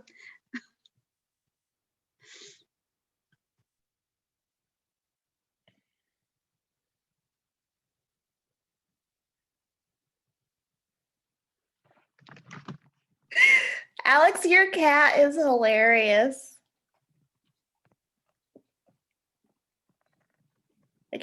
She's being just really helpful right now. She's like, oh, you're taking notes? I'm gonna crawl all over your keyboard and your face. She's purring very loudly right now.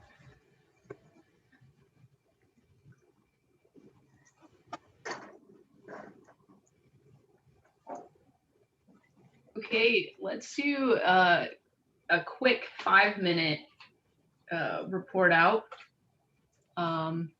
so we can all get to lunch. So any group want to go first? Ghana?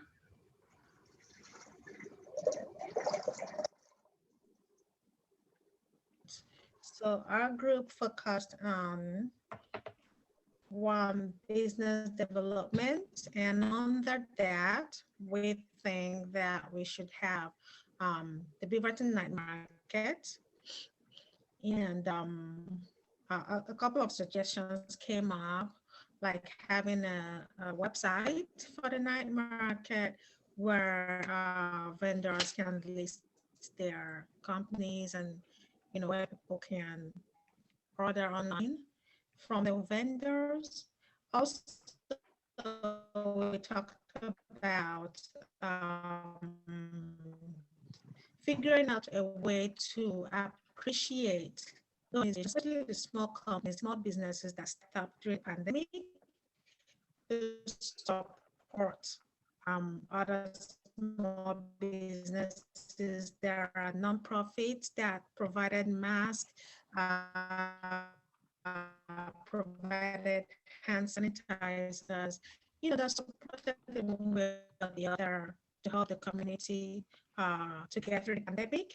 We thought that it would be nice to appreciate, those nonprofits, organizations that are up. And we think that also we can bring back our place naming. That could be a focus point for us this year as well. It was a focus point last year, but we think that we can still revisit that this year. And then we talked about voter engagement for the and the last thing we discussed was housing assistance, which we are hoping that other agencies will adapt to figure out how to help, the housing issue. We know that the moratorium will be ending soon, and we wanted to know, is there something that can be done for renters and landlords? Because everybody is pretty much in the same boat right now. Both parties, the renters and landlords, are all struggling. If there is a way that we can render help, housing assistance, help with back rent, just anything at all. Though DAP may not be able to, this may not be an issue that DAP can handle on its own, but it's just something that we talked about a little bit. Yeah. Thanks, Ugana. Another group report out. Okay, Ahmed. So our group, we called like Tigers group. So or Beavers a group. So we have maybe 5. We will pick 3. So first one we will the first one will be like how we can help business to recover, COVID recover and back open. because this is important for our city to back open. And another thing is how we can help the health authority to educate people to make them back trust the system, especially with the community of colors, because they don't trust. Like from my experience, at least with my community, many of them, even they have opportunity to get vaccine, but they refuse because they don't trust the system and they don't trust the vaccine and the companies. So I think we need to work on that because we need people, they trust the system, especially with those things. And I believe, or we believe as a group, like we need to work on that and keep educate people to trust the health system. And because many people, they get vaccinated or they trust the mask and all those things is important. And last things, I think this will be like affordable housing, or like, because we have a crisis with housing, still growing up crisis. So we need to work on that. And we have other thing we need, like I think we already sent it to Alexis. So we try to make it simple. Thank you. Thanks, Ahmed. We got two groups left. If we go a little bit quickly through those. Is there Alex? Your group is one, and Teresa, your group is one. Who's your reporter for your groups? I can go next. I'm the reporter for Alex's group. Okay. So same like everyone else, we came up with a bunch with a long list, and they're a lot interrelated. So I'll just try to pull out kind of like the main things. So one of the first ones was pushing the city to spread more support and resources to either food banks or other organizations that are providing financial aid for people in crisis. And so maybe one way that we can help out in that is just if that process is already in place, just making sure that it's equitable and that the resources are being distributed in an equitable fashion. Another big one for us was small business pandemic recovery. And so find out ways that we can get involved with that. And one of the ideas was, with the Beaverton night market being virtual, those businesses kind of lose a lot with it going virtual. So maybe finding ways to kind of either provide grants for those vendors, just so that it's, it helps their recovery a bit. Another kind of big point was the high school homeless kind of crisis that we have in Beaverton. So figuring out a way to get more involved in that, either by helping spread more resources or raise awareness to the community about what's available to them. And also maybe even combining, maybe an addition to the night market project by having a section for folks to access resources or connect with those and even raise awareness on that. So again, we have a lot there, but in the sake of time, I just try to concise them down to 3 points. Thanks, Christian. That was great. And last group? So Rachel, my group was actually Hirel and Ugona shared first. Oh, okay. Is there a group with Rehana, Rahman, and Shara? Okay. Yes, I think Rahman, were you going to share?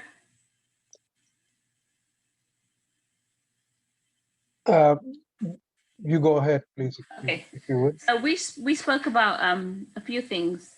One of the top things that we spoke about was how do we get the vaccine into the BIPOC community in Beaverton and keeping them informed of updates, because there's a lot of questions that need to be answered, and we want to make sure that, we talked about maybe employing a doctor from the OHSU coming to give us a talk so that we can then create a question and answer sheet to pass on to our respective communities.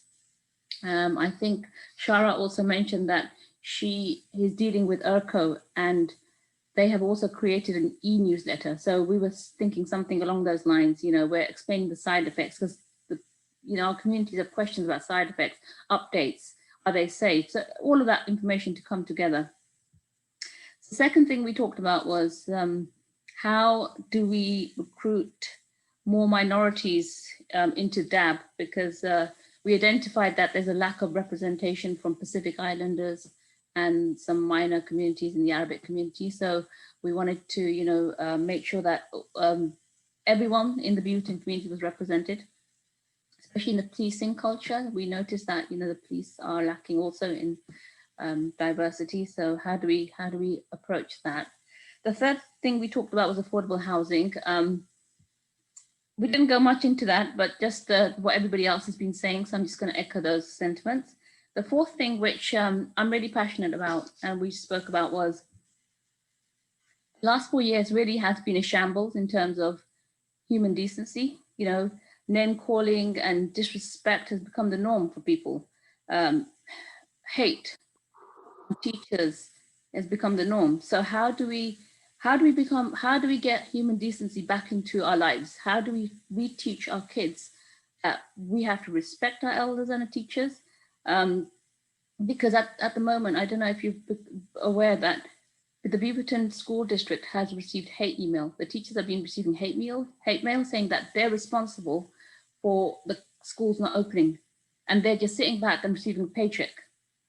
So that we need to address. We need to make fun. Yeah, the Black lives have been affected. Asian community has been affected. Who next? Who's next on the agenda? So I feel passionate about that. We need to get rid of this and bring human decency back. So that's all we had discussed. Thank you, Rehana. Thank you everyone for participating in that brainstorming session and coming up with so many great ideas. Alexis, myself, and Teresa will cull through those over lunch and bring back some larger themes for us to revisit after lunch and vote on which focus areas we would like to pursue for this year. So with that, we will move on to our lunch break. So I will see you all back here at 1:55. Feel free to turn your cameras off and mute yourself for the next 30 minutes. Thank you, Teresa, for your heart. Hi, thank you. Are we sending our notes to Alexis? Oh, yes, and send your notes to Alexis. Okay. Yeah, and thanks again for the Grubhub. That's buying my lunch today. Yeah, thank you so much.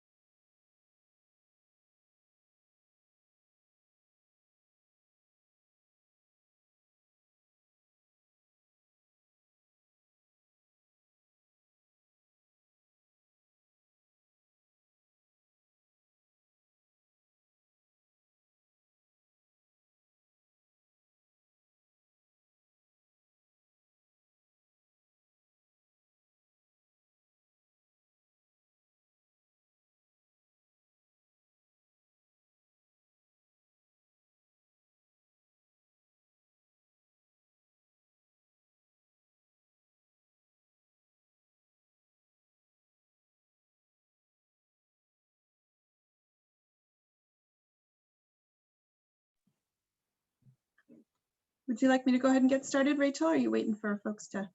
Okay. Should have asked that, sorry. Hi, everyone. I hope you had a nice lunch break. And it looks like pretty much everybody is back now. So I'm going to take this part and just, I'm going to go ahead and share my screen and show kind of a consolidated list of the themes that we heard and saw in your brainstorm. And there are 7 of them currently on the list. And then there's some sort of notes underneath each one of them. There's a couple of points of clarification, and I just want to make sure it looks good before we will pull up a poll and ask you all to choose your top 3, what you'd like to see this year.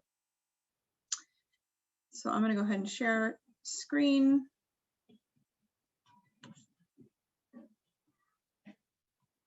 So you can see here what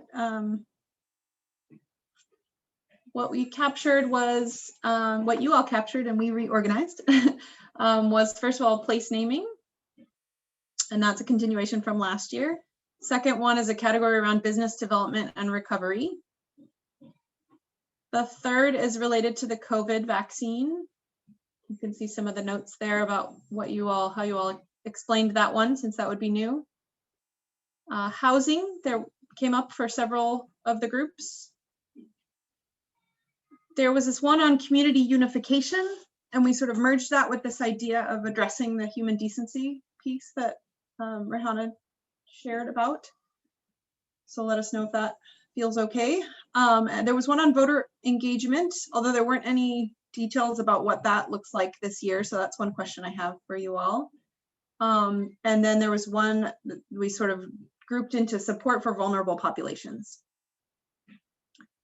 And you can see that was where we kind of captured some of the social service related pieces that you all brought up. So questions, comments on those categories? And does anybody want to provide a little bit more about what the piece around voter engagement looks like this year? Hi, everyone. Oh, go I'm ahead. sorry. No, you go ahead. Okay, everyone, this is Teresa, in case you can't see my face, because Alexis is sharing her screen. So I think my group brought up the voter engagement. This was just a point that we were invited by BCCI to engage in the voters forum by not only supporting it, but submitting questions to it. So since we still need to decide if we're going to do it, which I strongly think that we're going to, we could potentially take it off, but just for a point of clarification, that it was something that was brought up today. And last year we did engage in the 2020 census. Obviously the census is over, and to submit questions to forums coming up. I think that we would certainly be able to have conversations with the community if we hosted some of the candidates for city council position number 1. So just for a point of clarification, that's what that was about. I think my group had brought it up. So that things proposed to take place, that certainly could, but it does not necessarily need to be a focus area for this brainstorm, since it's 99% going to happen anyway. Hope that clears things up. Thank you for letting me share. Monajay, take it away. You're on mute, Monajay.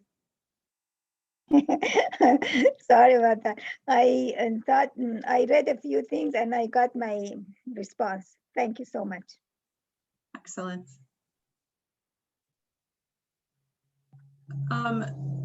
Any other points of clarification here? Does it look like what you shared is encompassed here somewhere? Do the categories look okay? Yeah, I have a question. This is our goals for the whole year. Am I right? So we're doing these kind of in 2 different sections. One is our focus areas, which are sort of more theme-based and topic-based, and then we're going to dive into goals next. And so those are 2 separate pieces. But yes, we're looking at what do we want to choose for 2021. Yeah, so because like if it's a focus point, I agree with COVID vaccine, but I don't think the whole year we're going to kind of, hopefully we're not going to deal with that for the whole year or something. And so that that I just wanted to clarify that to myself. Thank you. Okay. Well, a couple of other things that I will just say, there's some pieces that we wanted to recommend moving to, again, thinking about these in two different sections, the focus areas and then goals. There were some other ideas that are not captured in these 7 because we feel like they might fit really well into a goal area, but doesn't have to be a full-on sort of theme-based focus area for the whole year. So I have that a little bit lower here. So there was this point around trying to fill gaps in representation on the DAB and doing outreach to communities where we feel like there hasn't been representation or there isn't currently strong representation. And so there's a proposal from us to move that to a goal for the year around outreach, as opposed to it being a full-on focus area of the board. And then there's also there was also one around trying to prevent overlap with activities that other boards are doing. And so I think that piece around coordination with other boards could also be a goal area. So feel free to push back if that does not feel free to respectfully challenge me or question that if it doesn't feel if that doesn't feel right.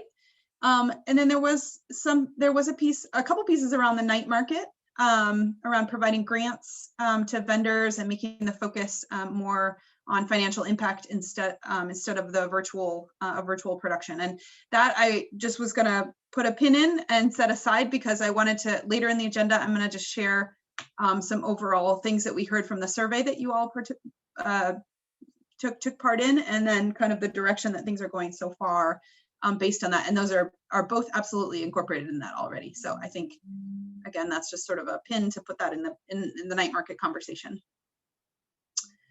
And then the final thing was there was something that I didn't understand while moving some of the stuff around. Was there was a piece around making sure that the city's held accountable to the board, let us participate instead of coming back and checking what folks did wrong or did well. So can anybody say a little bit more about that, and if they feel like that needs to make it onto the focus area list as something to, or goals list as something to adjust or something to choose for this year? Yeah, we brought that in our group, and this is Manije talking. We thought like if we are advisors to the city, so if they want to do a project or so, it seems that they need to come to us first and with the project before they enter the project and finish that up, and then they come to us, okay, we did this, now what do you think?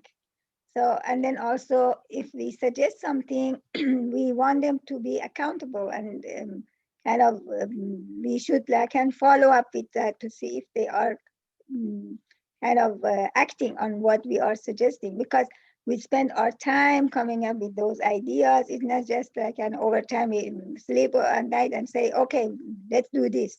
We are quite a few people that we spend time on this, and I feel like kind of respecting us in being accountable to what we suggest, and that's our job to kind of do the follow-ups.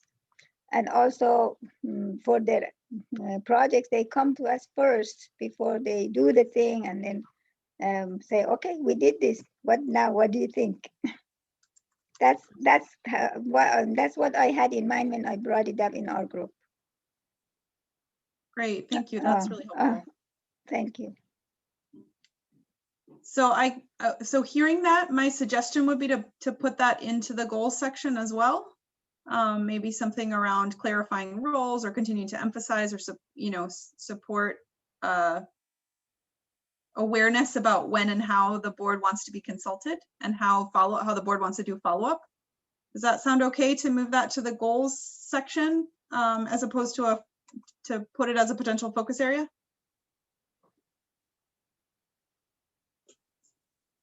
All right, cool. I got at least one thumbs up there. A couple thumbs up, great. All right, so so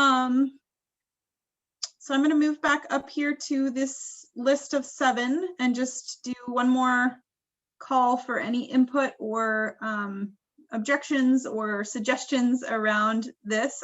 Just so you know, our next step will be I'm gonna pull up a poll for all of you, and you all are gonna be able to vote on your top 3 of these 7, and then we'll see kind of where those, as if we're doing a dot exercise in person, and then we'll see where most people feel like they want to focus this year. So any input on these categories before we do that? Yeah, So- I actually, sorry. Go ahead, Rihanna. Okay, I actually think that 3 and 7 overlap somewhat. They can maybe be clumped together. Okay, yeah, that's a good suggestion. Anybody object to that?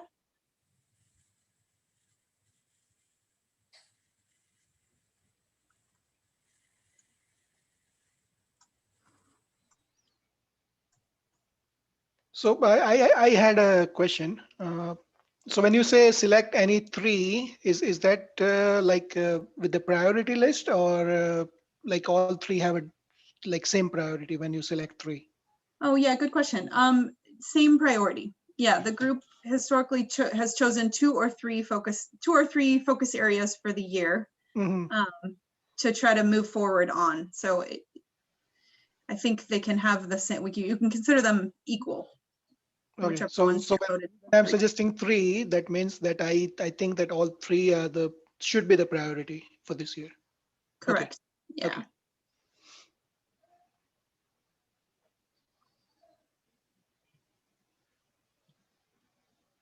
Great. Any other suggestions or requests to modify this before we go ahead and vote? Or take a poll. All right, I don't see any, so I am going to stop sharing screen, and then, oh, Dennis is out of the meeting. Let me bring him back in. Sorry about that, Dennis.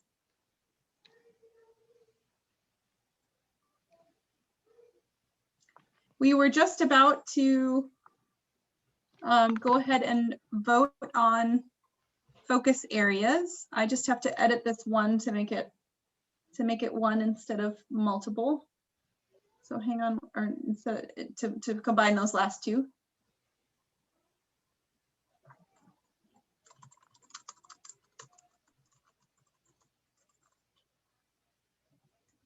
So there are 6 options now that you all will see up on your screen. And go ahead, you should be able to vote for more than 1. So you should be able to vote for, so please vote for 3 only. What are your top choices for the board's focus for this year?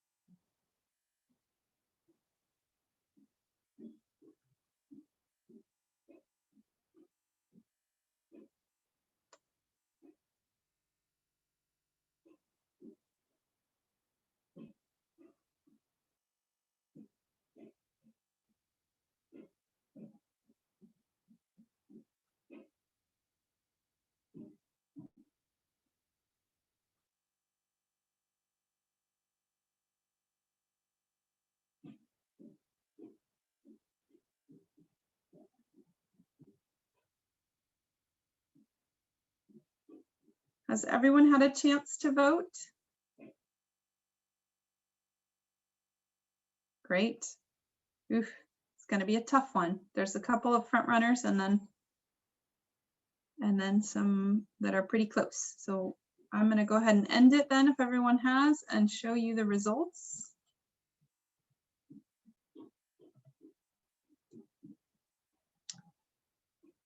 So hopefully you can you see the results? Great.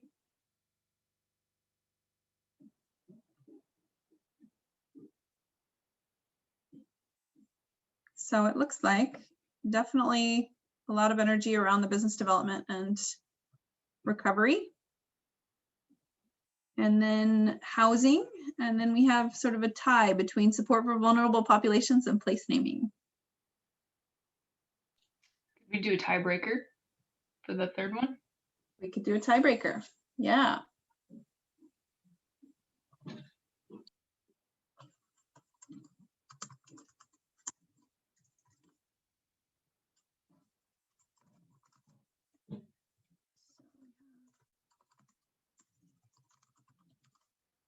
Gotta build the poll really quick. Place naming or support for vulnerable.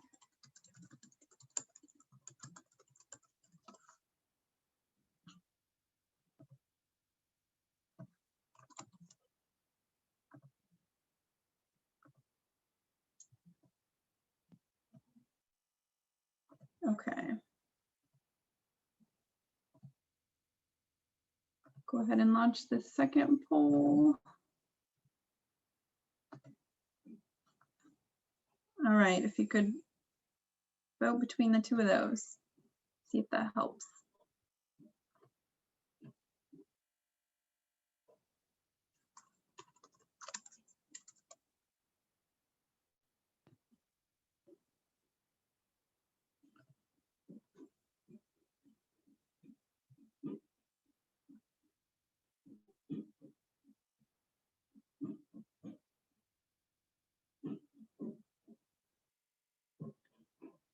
Looks like most people have voted, but we're just missing one person.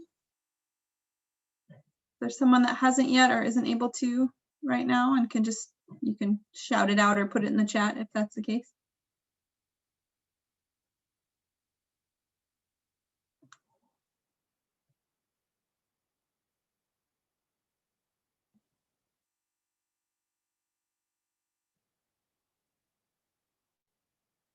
Okay, great, got it.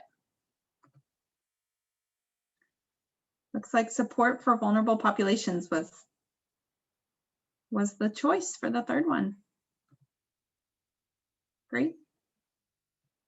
Thank you.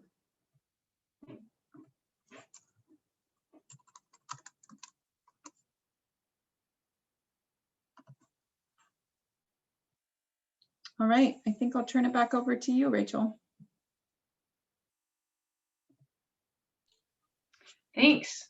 And I'm going to turn it right over to Teresa. Popcorn. All right, everyone, congratulations. We now have our focus areas for 2021. Yay.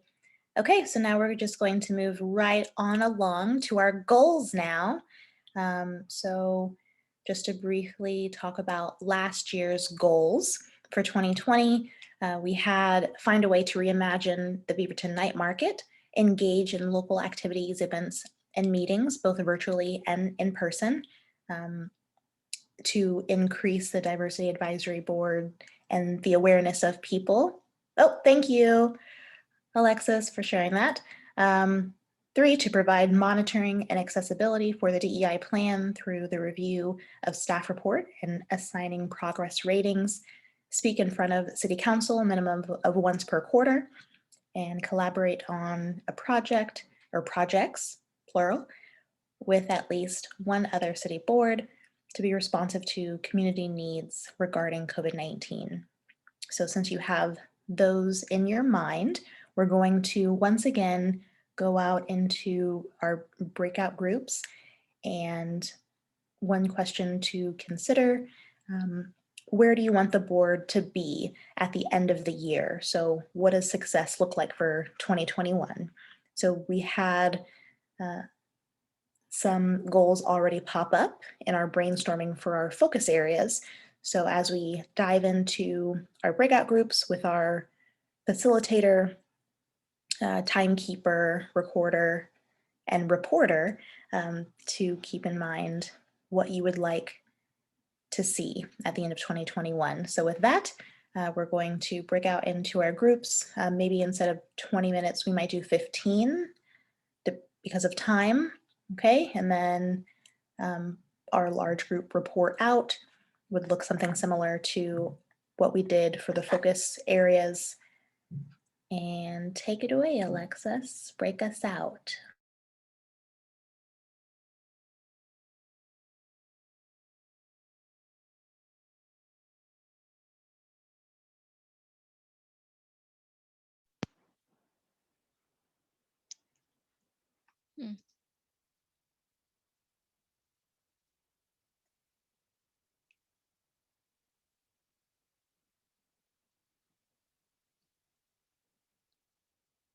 Any reason where I didn't see a prompt this time, Alexis?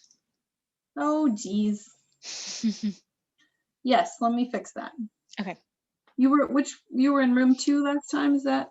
Yeah, I was with Alex and Christian and Monica.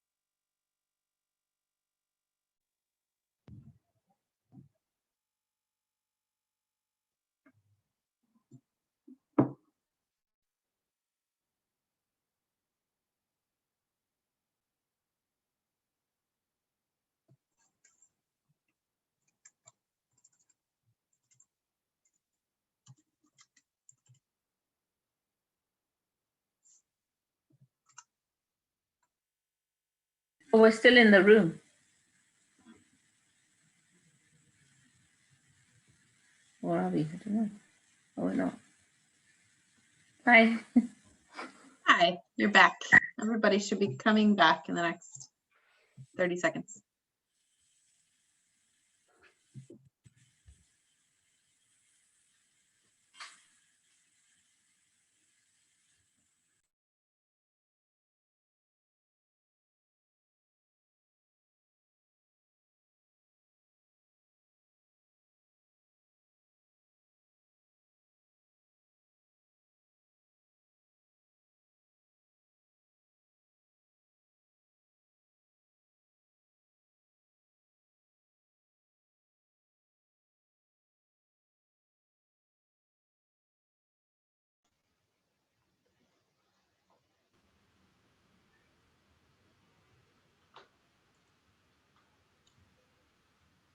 Teresa, do you want to lead this?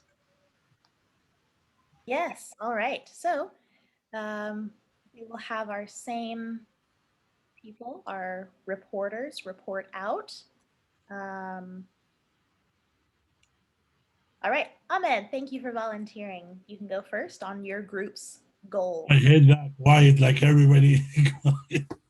So anyway, we think as a group like we will stay with last year goals, but if we can add something, let's add like more involved from police department on our meetings, and like city council.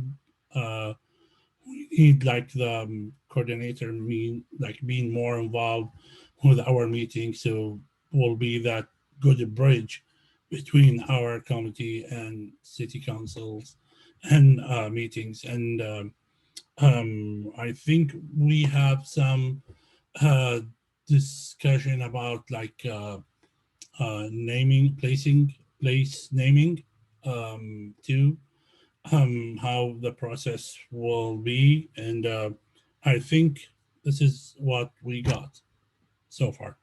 Right, Rachel? Good enough.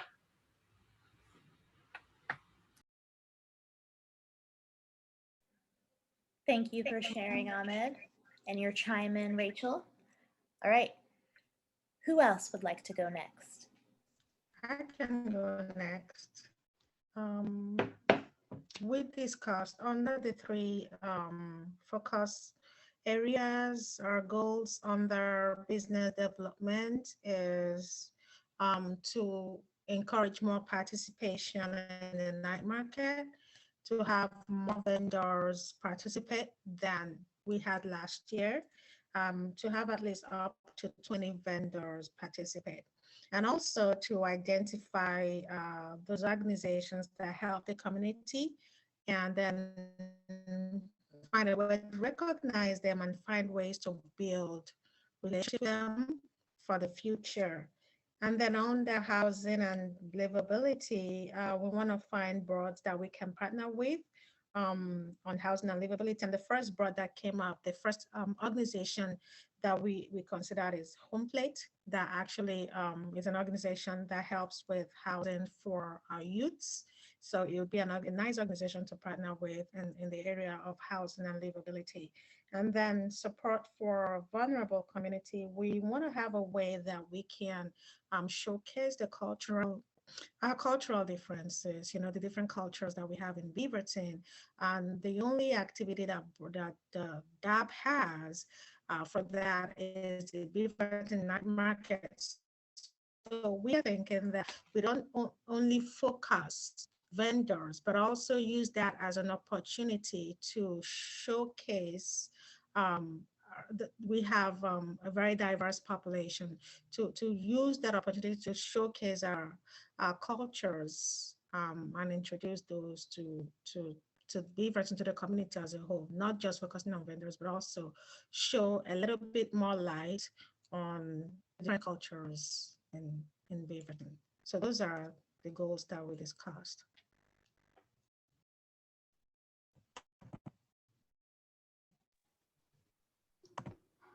We can go next. So our focus was a little bit more on process, and so on one piece of because some of these things are already priorities in the DEI plan that gets reviewed.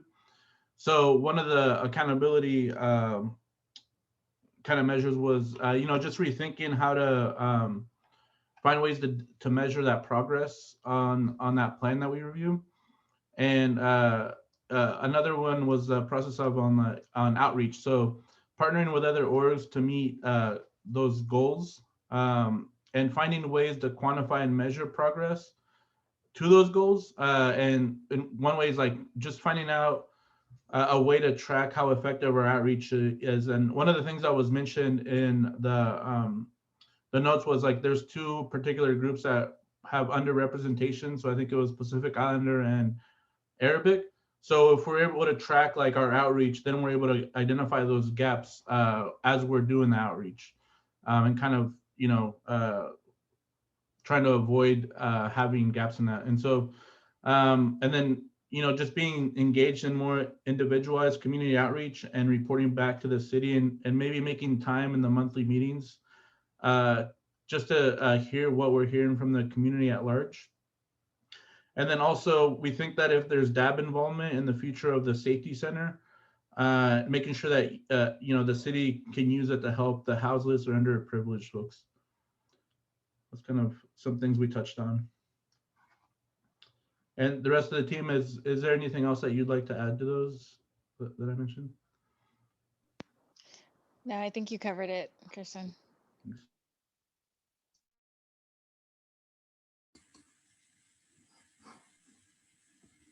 Okay, I guess I'll go next, but I'll have to ask Shara to help me out on this. So we basically wanted to go with the goals. We were happy to go with the goals that were set last year. One of the things we spoke about was the Beaverton night market. Maybe, we did reimagine it last year, but I think we need to reimagine it and maybe go with a hybrid type of approach this time. I know it was all virtual last year, but we spoke about maybe having the market maybe for 3 to 5 days this time, but have like a ticketed approach where, I know there may be a limit for 50 to 7 guests to attend a gathering, depending on the guideline, whatever the guideline is at the time. So we can just follow those guidelines and just go with a more of a hybrid approach where people can occupy that space for a half an hour and then exit, and then the next group comes in. So something along those lines, and maybe showcase food vendors where people can actually then increase the business opportunities for the vendors that way. Also, we wanted to continue to speak to the council once per quarter, and then also work on the developing areas of the DEI plan that we went through at the end of the last year. So maybe just continue the developing portions, maybe up our game on those, and get moving along on that. Anything else, Shara? You covered it all. Thank you so much. But one more, when I'm going everywhere, it's like unity in decoration for any building, especially for restaurants. We are very diverse. People like food, but when you're going everywhere, it's the same. So if we can work on that, like if you have an Indian cuisine, or we have an Arabic restaurant or Kurdish cooking for, so be decorated outside and inside as we are having it back home, and people to be wearing the same traditional, not all, but to be the same theme at reflecting the restaurant, not just the food. If you can work on this part too. Another thing which just came to mind when Shara was talking about that was, that event space we have on First Avenue, that little place that we can all eat outdoors. Maybe we can decorate that to represent different cultures in Beaverton, maybe put flags up of different, countries, or different ornaments that represent different countries. Because at the moment it's just like white tents and it's quite bland, maybe spruce that up a bit. I don't know, something along those lines.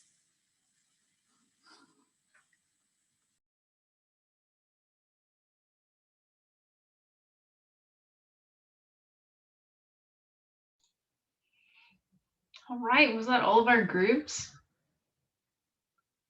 Awesome. Okay, thanks everyone. Very productive brainstorming session. I think we're already at our next break time. So 5 minutes. We'll see you at 2:50.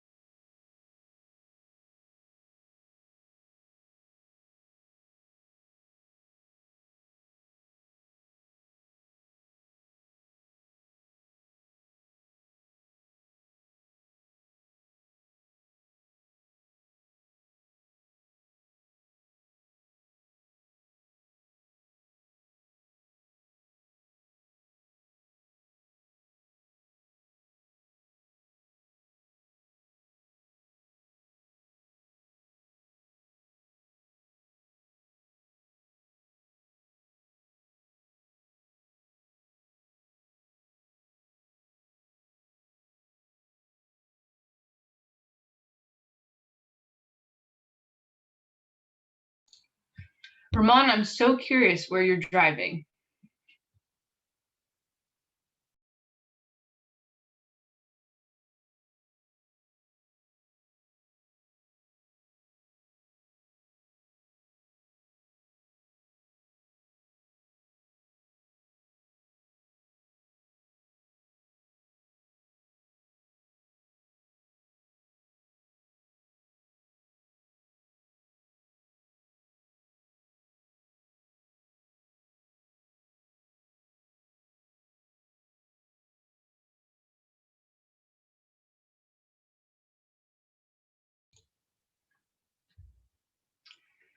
As people are coming back from their break, I just want to address that we had a lot of different thoughts thrown out for our goals this year that are going to take some more time for the leadership team to kind of cull through and process and come back to you with a more refined list of goals. So what we'd like to do is, instead of choosing our goals in this next section, we'd like to just do a little bit more of a visioning exercise, kind of look at this year a little bit bigger picture. And so I really want to have everyone think about the question that Teresa kind of prompted us with in our last brainstorming session. So as a large group, I just want to hear people's thoughts about that question. Maybe don't think about this in terms of like what specific goals you want to see for us, but really, where do you want the board to be at the end of the year? What does our success look like as a board for 2021 when we get to December? So feel free to just jump in, and we'll just have a conversation about this for the next 10-15 minutes.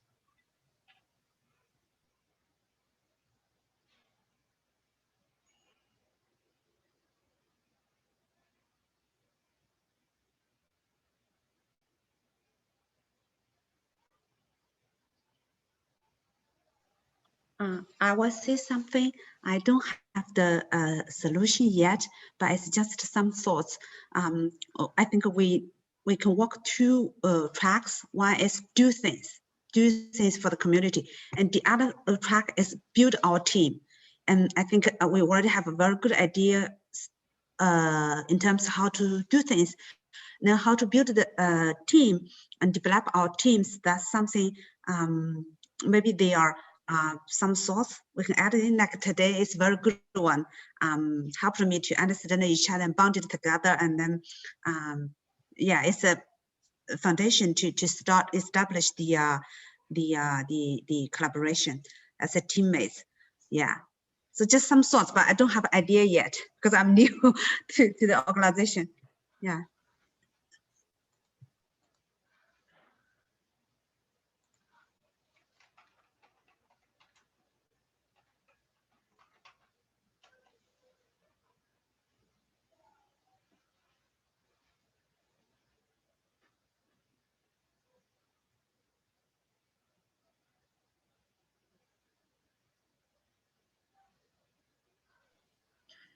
I just want to jump in and suggest that another way to think about the question also is for you personally as a board member, as an individual, what will, if we get to the end of the year and we've done X, Y, and Z, or you feel, X, Y, and Z about what the board has done, will you have felt that it, our goal is that you will have felt that your time and energy here was really worthwhile and was really utilized in the best way that it could have been. So if you think a little bit about for yourself, what does that look like to make sure that it is that kind of experience?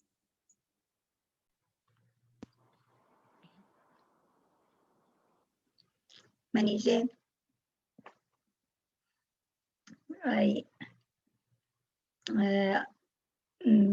for me, the success is both like quantitative and qualitative.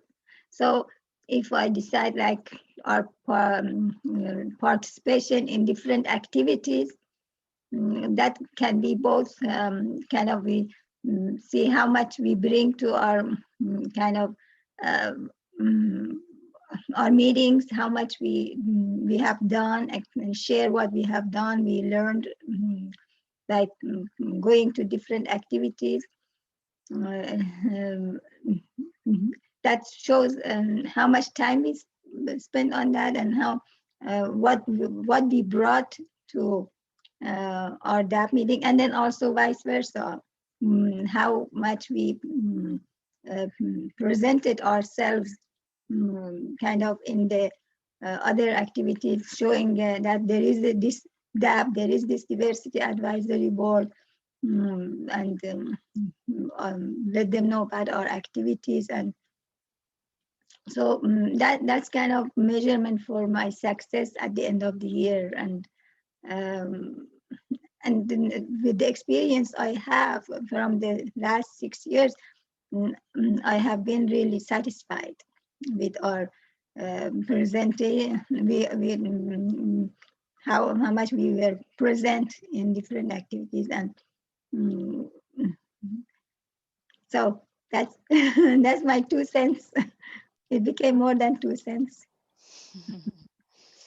I have a quick thing to add. I know in our group, it came up about how like one of our initiatives has been the Beaverton Night Market, but I think there was some interest in potentially seeing if there was 1 or 2 more initiatives that we could potentially add to what we do throughout the year beyond just the night market. I know that we participate in a lot of different events, but I think making the night market started somewhere as well. And so maybe thinking about another, based on our goals, thinking about another event that we could potentially do similar to that might come under one of our other themes or goals.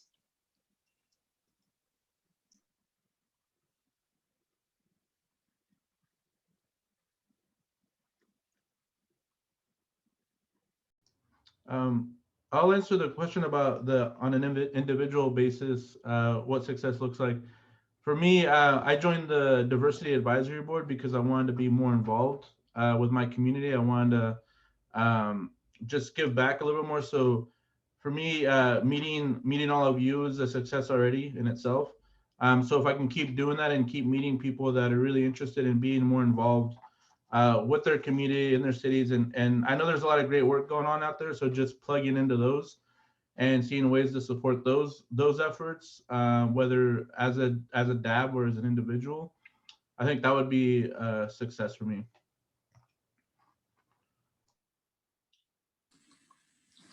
Yeah, I wanted to answer the question on an individual basis, because I feel being a DAB member, I see myself as a bridge to my community and to the DAB community.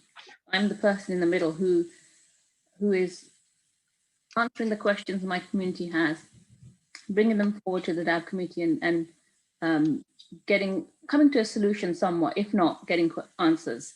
So I feel that lost my train of thought now. So I feel that if our community is happy and we have somewhat satisfied some of their requests, then I feel I'm successful. So and part of that was, as a minority, as a person of color, I always feel happy when I meet other people of color, and I feel happy when I learn about their culture. So that's one of the suggestions about making that that place on First Street, that eating area, sprucing it up to make sure that it represents other diversities, and other people also feel happy that, oh, look, there's someone from my culture, I can identify with it. I feel that is, I feel like if someone is happy from the question that they've asked me is answered, then I feel that I've done my job. I feel that's a success. That's something I measure myself by.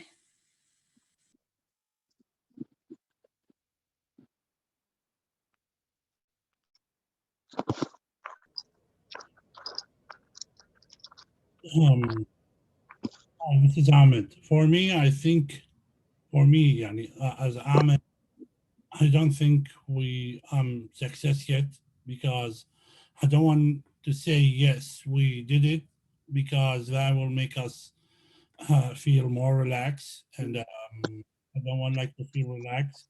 I want to work in the same energy. We still need more, and I'm that person who will not feel full with all the with the community need. We need more and more and more because it's a progress and process. So I don't feel, again, I don't feel I can say I'm success yet, because till my community, they still have needs and we didn't address those needs yet. I'm sorry, I cannot say I'm success, but I can say we did it so far, but we need more. Thank you.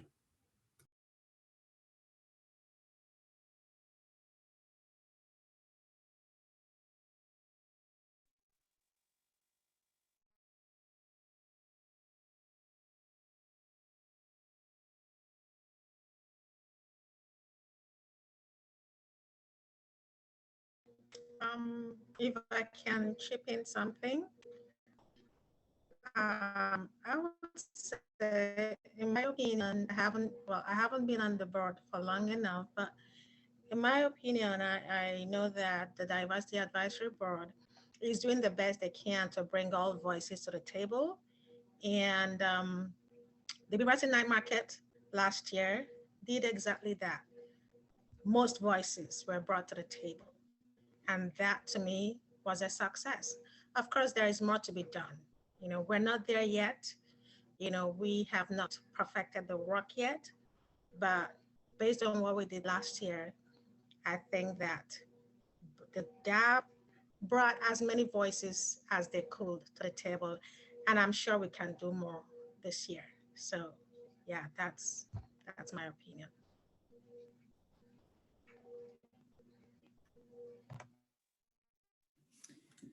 From my side, I like to not be the first one in my community just attending DAB. I like to encourage more people with more new idea experience to come to any leadership program, to any board in our city, and to serve city more, and to be a bridge between the city and the community.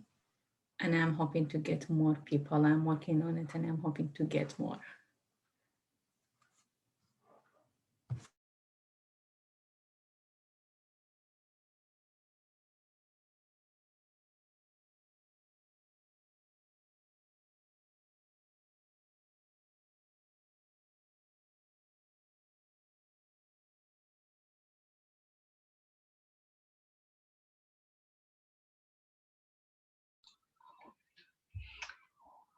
Well, that was my favorite part of this whole meeting so far.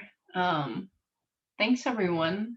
That was really nice to hear about what success means to you on an individual level and what you all are hoping to do this year. And as I mentioned before, DAB leadership team will try to take all of what we just heard in this last conversation, in our last brainstorming session about our goals, and try to come back with something cohesive at our March meeting. So we'll move into kind of the final section of our agenda today, which is going to be led by Alexis, conversation about night market and a plaza naming committee. So go for it, Alexis. All right. So yeah, we have both of those to talk about. I think actually I'm going to start with the Public Safety Center Plaza Naming Committee, because I feel like it's a little bit simpler in some ways in terms of what I want to share today. So everybody hopefully had a chance to look at the attachments that I sent in the meeting prep materials, but essentially just for a tiny bit of background again, the new Public Safety Center on Allen and Hall has a plaza in front of it that has some artwork that has gone in, and the plaza itself has not been named. So it's just one of the sort of first opportunities of, you know, where the city has like full jurisdiction over it and ability to name that plaza. And so folks in our development division started coming to DAB last year to talk about this opportunity as perhaps a way to start to walk into the work that you all have advocated for in terms of taking a look at place naming policy and processes to try to encourage more reflection of multicultural communities in Beaverton and in the county. So for those of you who weren't on the board before the last couple of years, the Diversity Advisory Board sent advocacy letters both to the county and to city council around the need for increased visibility and reflection of names of communities coming from communities of color in places around the county. And that is related to the Leading with Race research study and some of the findings in there, as well as your all's lived experience.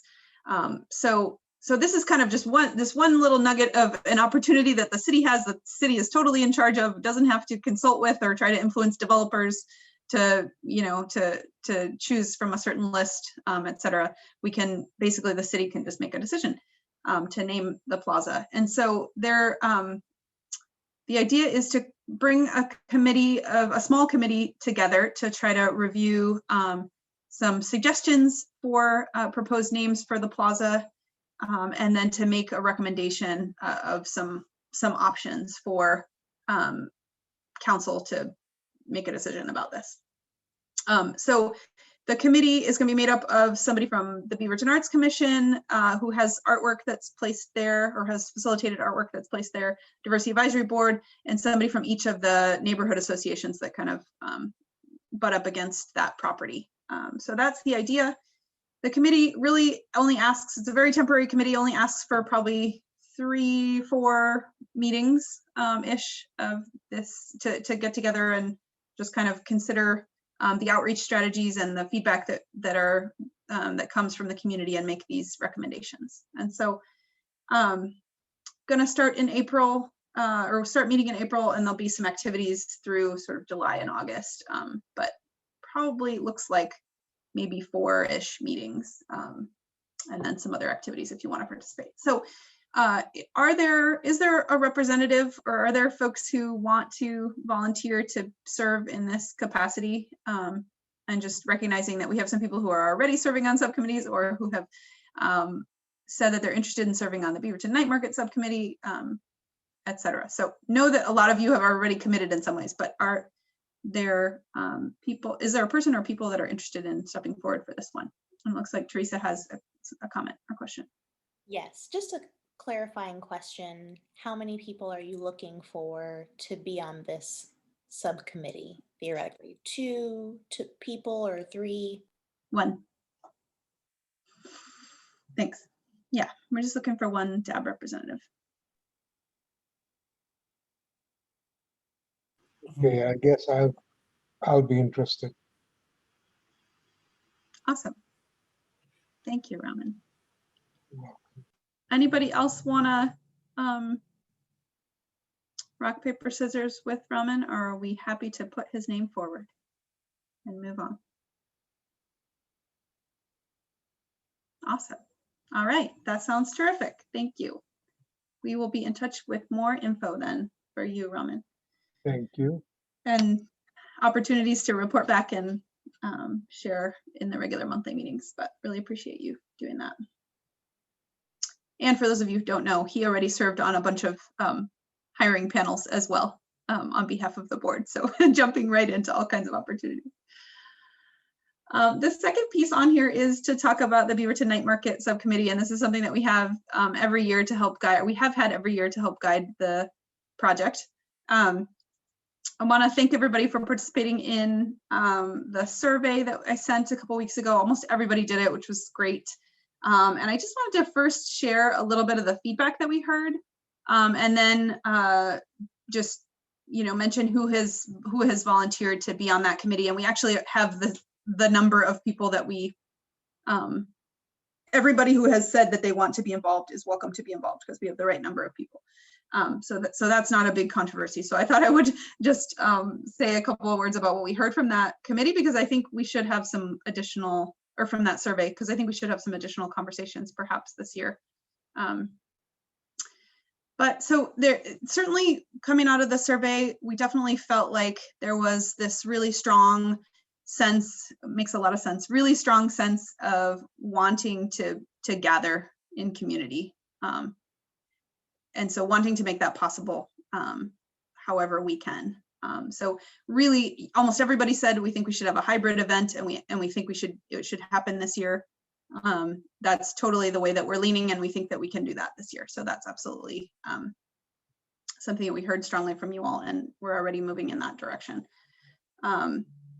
That you all sort of affirmed that even if we have to keep numbers down and it's a little bit sparse in terms of people in the gathering space, that it's still meaningful to be together in that way, even if you're at a distance. We also heard from you all that food is a really important piece of cultural sharing, so we have to find a way to do that. And it always has been a really important part of Night Market, so that makes sense. But thank you for holding that up. That you all expressed some concern about making sure that vendors get to sell some stuff, and in a more significant way than they did last year. That the sort of complexity of what we did last year in terms of a virtual event and the production pieces are not what you all are asking for this year. So we're really looking for more energy into that opportunity together piece, and certainly maybe some virtual components, but much more emphasis on the gathering piece and much less on the virtual. That accessibility for the whole community and safety during the pandemic are really important. So prioritizing those two things. And that there, one thing that was really interesting and eye-opening for me, and I think is a great reminder to check in, but was that there was less interest overall from the board than there ever has before in participating in the actual in-depth planning. So while we did get enough people this year, and that's great, there actually was significantly less interest in being a part of the subcommittee, and even in some questions around should DAB be involved at the level that they have been involved at? Should this take up a significant part of the energy and focus of the board during the year? Or should this be something that you all launched and then at this point can be carried forward by staff, or you all can be involved at certain different levels, but not at the level of what we've been doing the last several years? So that's something that I would love to have more of a conversation about. We don't have a bunch of time right now to do that, but I just wanted to say that in front of you all and sort of see some reactions and plant that as perhaps something we want to talk about. And just to say that I think as city staff and for myself, I've always seen one of my main roles in the market as it's progressed from the very beginning, where we were literally doing everything, to where it is right now. I see my main role right now as advocating for you all to get to lead that project, or to get to make strategic decisions about that project. But I also think that could at some point not necessarily mean that you all have to devote, that you could turn your focus as a board to working on some other projects, and it could free up some space if you feel like you have nurtured your baby to a certain extent, and now you're ready to let that go in whatever way, whether it's the city continuing or somebody else continuing the Night Market project or whatever. So I think it was really helpful for me to hear some expression of that, because I've defended that with all of my internal energy towards staff. I've said no, they absolutely want to be front and center. So if that's starting to fade a little bit, that's helpful to hear. Any immediate thoughts or reactions to those observations from the survey? And knowing that we're absolutely looking towards a hybrid event this year, with much more focused on the in-person and a little bit of online. Go ahead, Manisha. Being involved with the Beaverton Night Market for 6 years, and being in all of them, I have been like the MC person with my daughter, because we are representing the Persian speaking people. So I love the colorful, the presence of DAP in Beaverton Night Market, because that is our baby and we want to kind of nourish the baby as far as we can. Probably the reason, because we didn't have it the way we had it every year. Last year we had it like virtual or something. Maybe that brought down kind of the interest. That's maybe one of the reasons, I don't know. But I personally want to shine, DAB wants to shine too in Beaverton Night Market, because that is really a kind of masterpiece for me, for DAB. And because we bring so many cultures to, which is impossible to do it in other ways. Maybe maybe in this area I'm closed-minded, but that's how I feel. And as I said before, I have made friends that in these gatherings that I have attended their weddings. Just imagine that. So I personally want to have a beautiful color, very colorful DAP presence in Beaverton Night Market. So that's my 4 cents. Thanks. If I can go. Alex, I think, go ahead. one of the people who is a little bit less enthusiastic about the night market. Like, I think it's super cool and I really appreciate everyone who puts it on and does it, and it's great. But for me joining the DAB, that wasn't really anywhere in my brain, honestly. But then, like, just today when we were discussing some of our goals and focus areas, like the idea of bringing more community outreach elements to the night market, but like in person seems like a really cool way to like have it evolve if the DAB is to remain involved in it, if that makes any sense. Because like I really want to support all of the local artists and stuff, but then like the people participating in the night market, like you have to be the person with the money to spend. Well, you don't have to be, but largely like that's kind of the goal. So there's a large community of people who aren't gonna have the money to spend at the night market. So. Thanks. That's helpful. I have a question. What do you mean by spending money on the night market? I'm not following. Would you please elaborate on that? Well, it's a market for vendors to sell stuff. I mean, last year was a little bit different. And just from the people I know in my community, it's like, have you gone to the night market? It was like, it was a shopping experience. And it was like, it was very cool for them, but it wasn't necessarily more than that. I mean, like it was significant to see like all of the diversity in the community and everything, but the baseline was still spending money. I don't know if I think that we had Beaverton Night Market because we wanted to promote small businesses. That's how some small businesses, that's where they started their business, if I'm understanding you right. So it was business. I'm thinking that we wanted to kind of give some wings to the people who wanted to have kind of start their business and have a better business. So, Kobe? So I'm gonna, oh yeah, go ahead, Ahmed. I'm so sorry. Alex, I will talk from my point of view as someone have a journalist or background. So I totally understand you because people, they don't see it physically, or they go there and have make shopping from and see, you know, the colorful costumes, traditional things. I totally understand that. But on the other hand, we have a benefit. We did it this year. This is first time we have, as I understand, first time we have videos.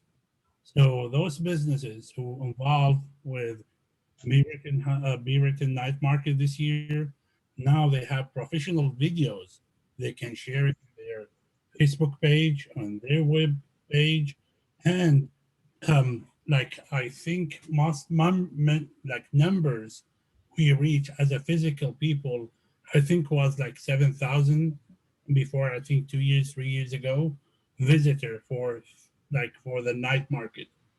But now, if you go to see views on YouTube videos we create or we put it or we post it, well, I think we have more than 20,000 people they saw that. So we helped those small business to promote, to reach those 20,000 people, and maybe they got a lot of business because honestly, I didn't follow up with those vendor and we see if their business growing up after night market or not. I don't know personally, but I feel now with all this technology, we helped them a lot this year because now they have archive those videos, they can use it all the time, and they reach more people as usual each year they reach or they sow. This is my. I'm not saying it's not a worthwhile endeavor. It totally is, and it's great. But for me personally, for why I joined the DAB, it wasn't necessarily to support businesses, which should be like, that's a very good thing. And I think that can be part of what the DAB does, but I feel it's a lot of what we focused on, and that's just not why I'm here. So I'm gonna intervene here and just say thank you all for just kind of giving a sense of some of the different perspectives on the board. And I think that participation in the event or in the project can look a lot of different ways. So it's not an all or nothing thing. I think what I'm trying to reflect is that there was finally some sense of sort of like, well, you know, the level of involvement in the planning of the event and the amount of space it takes up for the board per year might not need to be the same as it has been in the past. So that doesn't mean that DAB can't be MCs. It doesn't mean we won't support businesses. It just means there's only a certain amount of capacity, even among this incredibly passionate and committed and, you know, visionary board. There's only so much capacity, right? So I think to Alex's point, it takes up a certain amount of space every year. And so were you all to want to push forward another major initiative, we would probably have to make some room for that to happen. We can't just take on another giant initiative alongside another one. So I just kind of wanted to bring that up and just give you a little taster. We will talk about it more in the subcommittee and maybe in the big group if that makes sense as well. The folks that volunteered, I mean, this year we need a subcommittee and we're planning on going ahead with kind of a similar format in terms of DAB's involvement as we've had before, but I think it might be a year to think about transition if that's what most folks want. So folks who stepped forward and said that they were interested in being on the subcommittee were Ahmed, Rehana, Shara, Monica, Hiral, and Manijay. So thank you all for saying that you want to be involved and are available to be involved. I'm going to reach out to you all with an invite for a meeting coming up probably in 2 weeks. But I'll confirm that with you all so we can start doing some planning and we can present to you what staff has been discussing around parameters for what we think is possible this year. Is there anyone that didn't get their name in there that really wants to, or anybody that's on that list that wants to take a step back? Or are we good to move forward with those 6 for this year? You can just thumbs up or speak now, or I'm going to go ahead and decide that that's, or take it as a decision.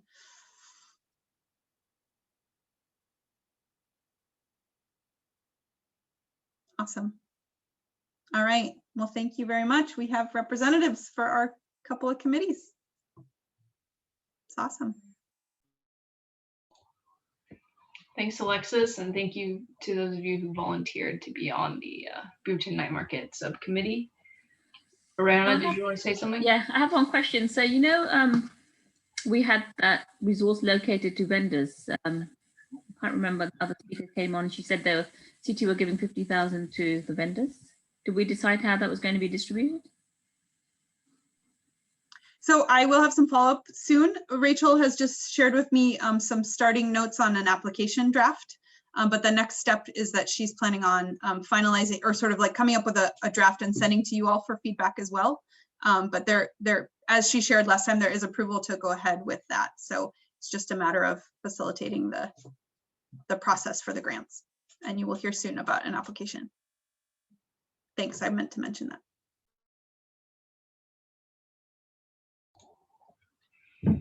All right, with the 5 minutes that we have left today, we're just gonna close out the day with some final thoughts about your reflections of our time together. So what I'd like to do is do a popcorn activity where each person can share 3 words about how you felt about the day, and then popcorn to someone else to share.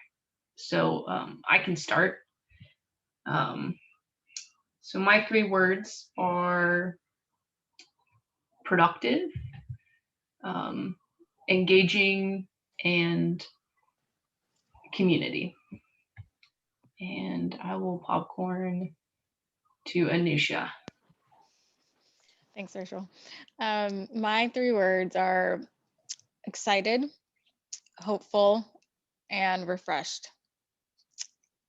And I will popcorn to Rihanna. I knew you were going to do that. I would say comforting, diverse. I was going to say productive, but you took that one, Rachel. So engaging. I think that was taken as well. Engaging. I'm going to popcorn to Annie. So connection, openness, and collaboration. I'm going to give to Alex. I'm gonna go with hopeful, constructive, and optimistic. And let's see, I will popcorn to Ahmed gone. To you, Ahmed.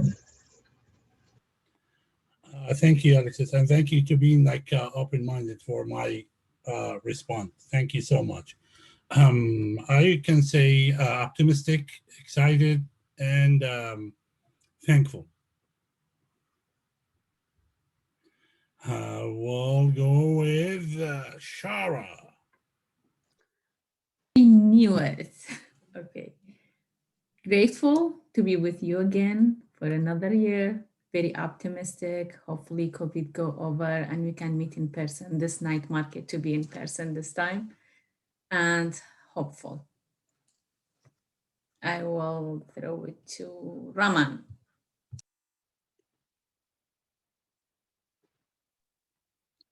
The 3 words that I can come up with is knowledge, appreciate, sunshine. And who is left now?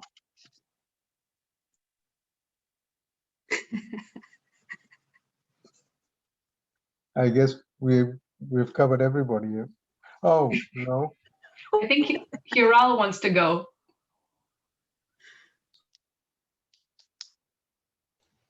Yeah, I can go. So I would say learning, new, and friendly. I'll popcorn to Christian. Thank you. My 3 words are satisfied. It's a good way to spend a Saturday, I think. Inspired, just hearing from all of you about like why you're involved and what kind of motivates you to be here. It's very inspiring. And community. I feel like I'm getting to be part of a community with y'all. So thank you. And who hasn't gone yet? Kind of lost track. Dennis. Teresa. My 3 words, I'm going to say happy. Happy to have you all here, available, and to hear all of your fantastic comments. Motivated and inspired. And I'm going to popcorn to Dennis.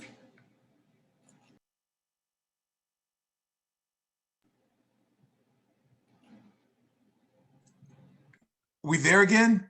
We can hear you now. Okay. Excited, happy, and curious. Curious is I gotta see how this night market is gonna go.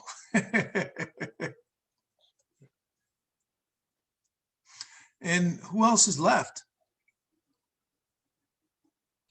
Ugana and Manije. Okay.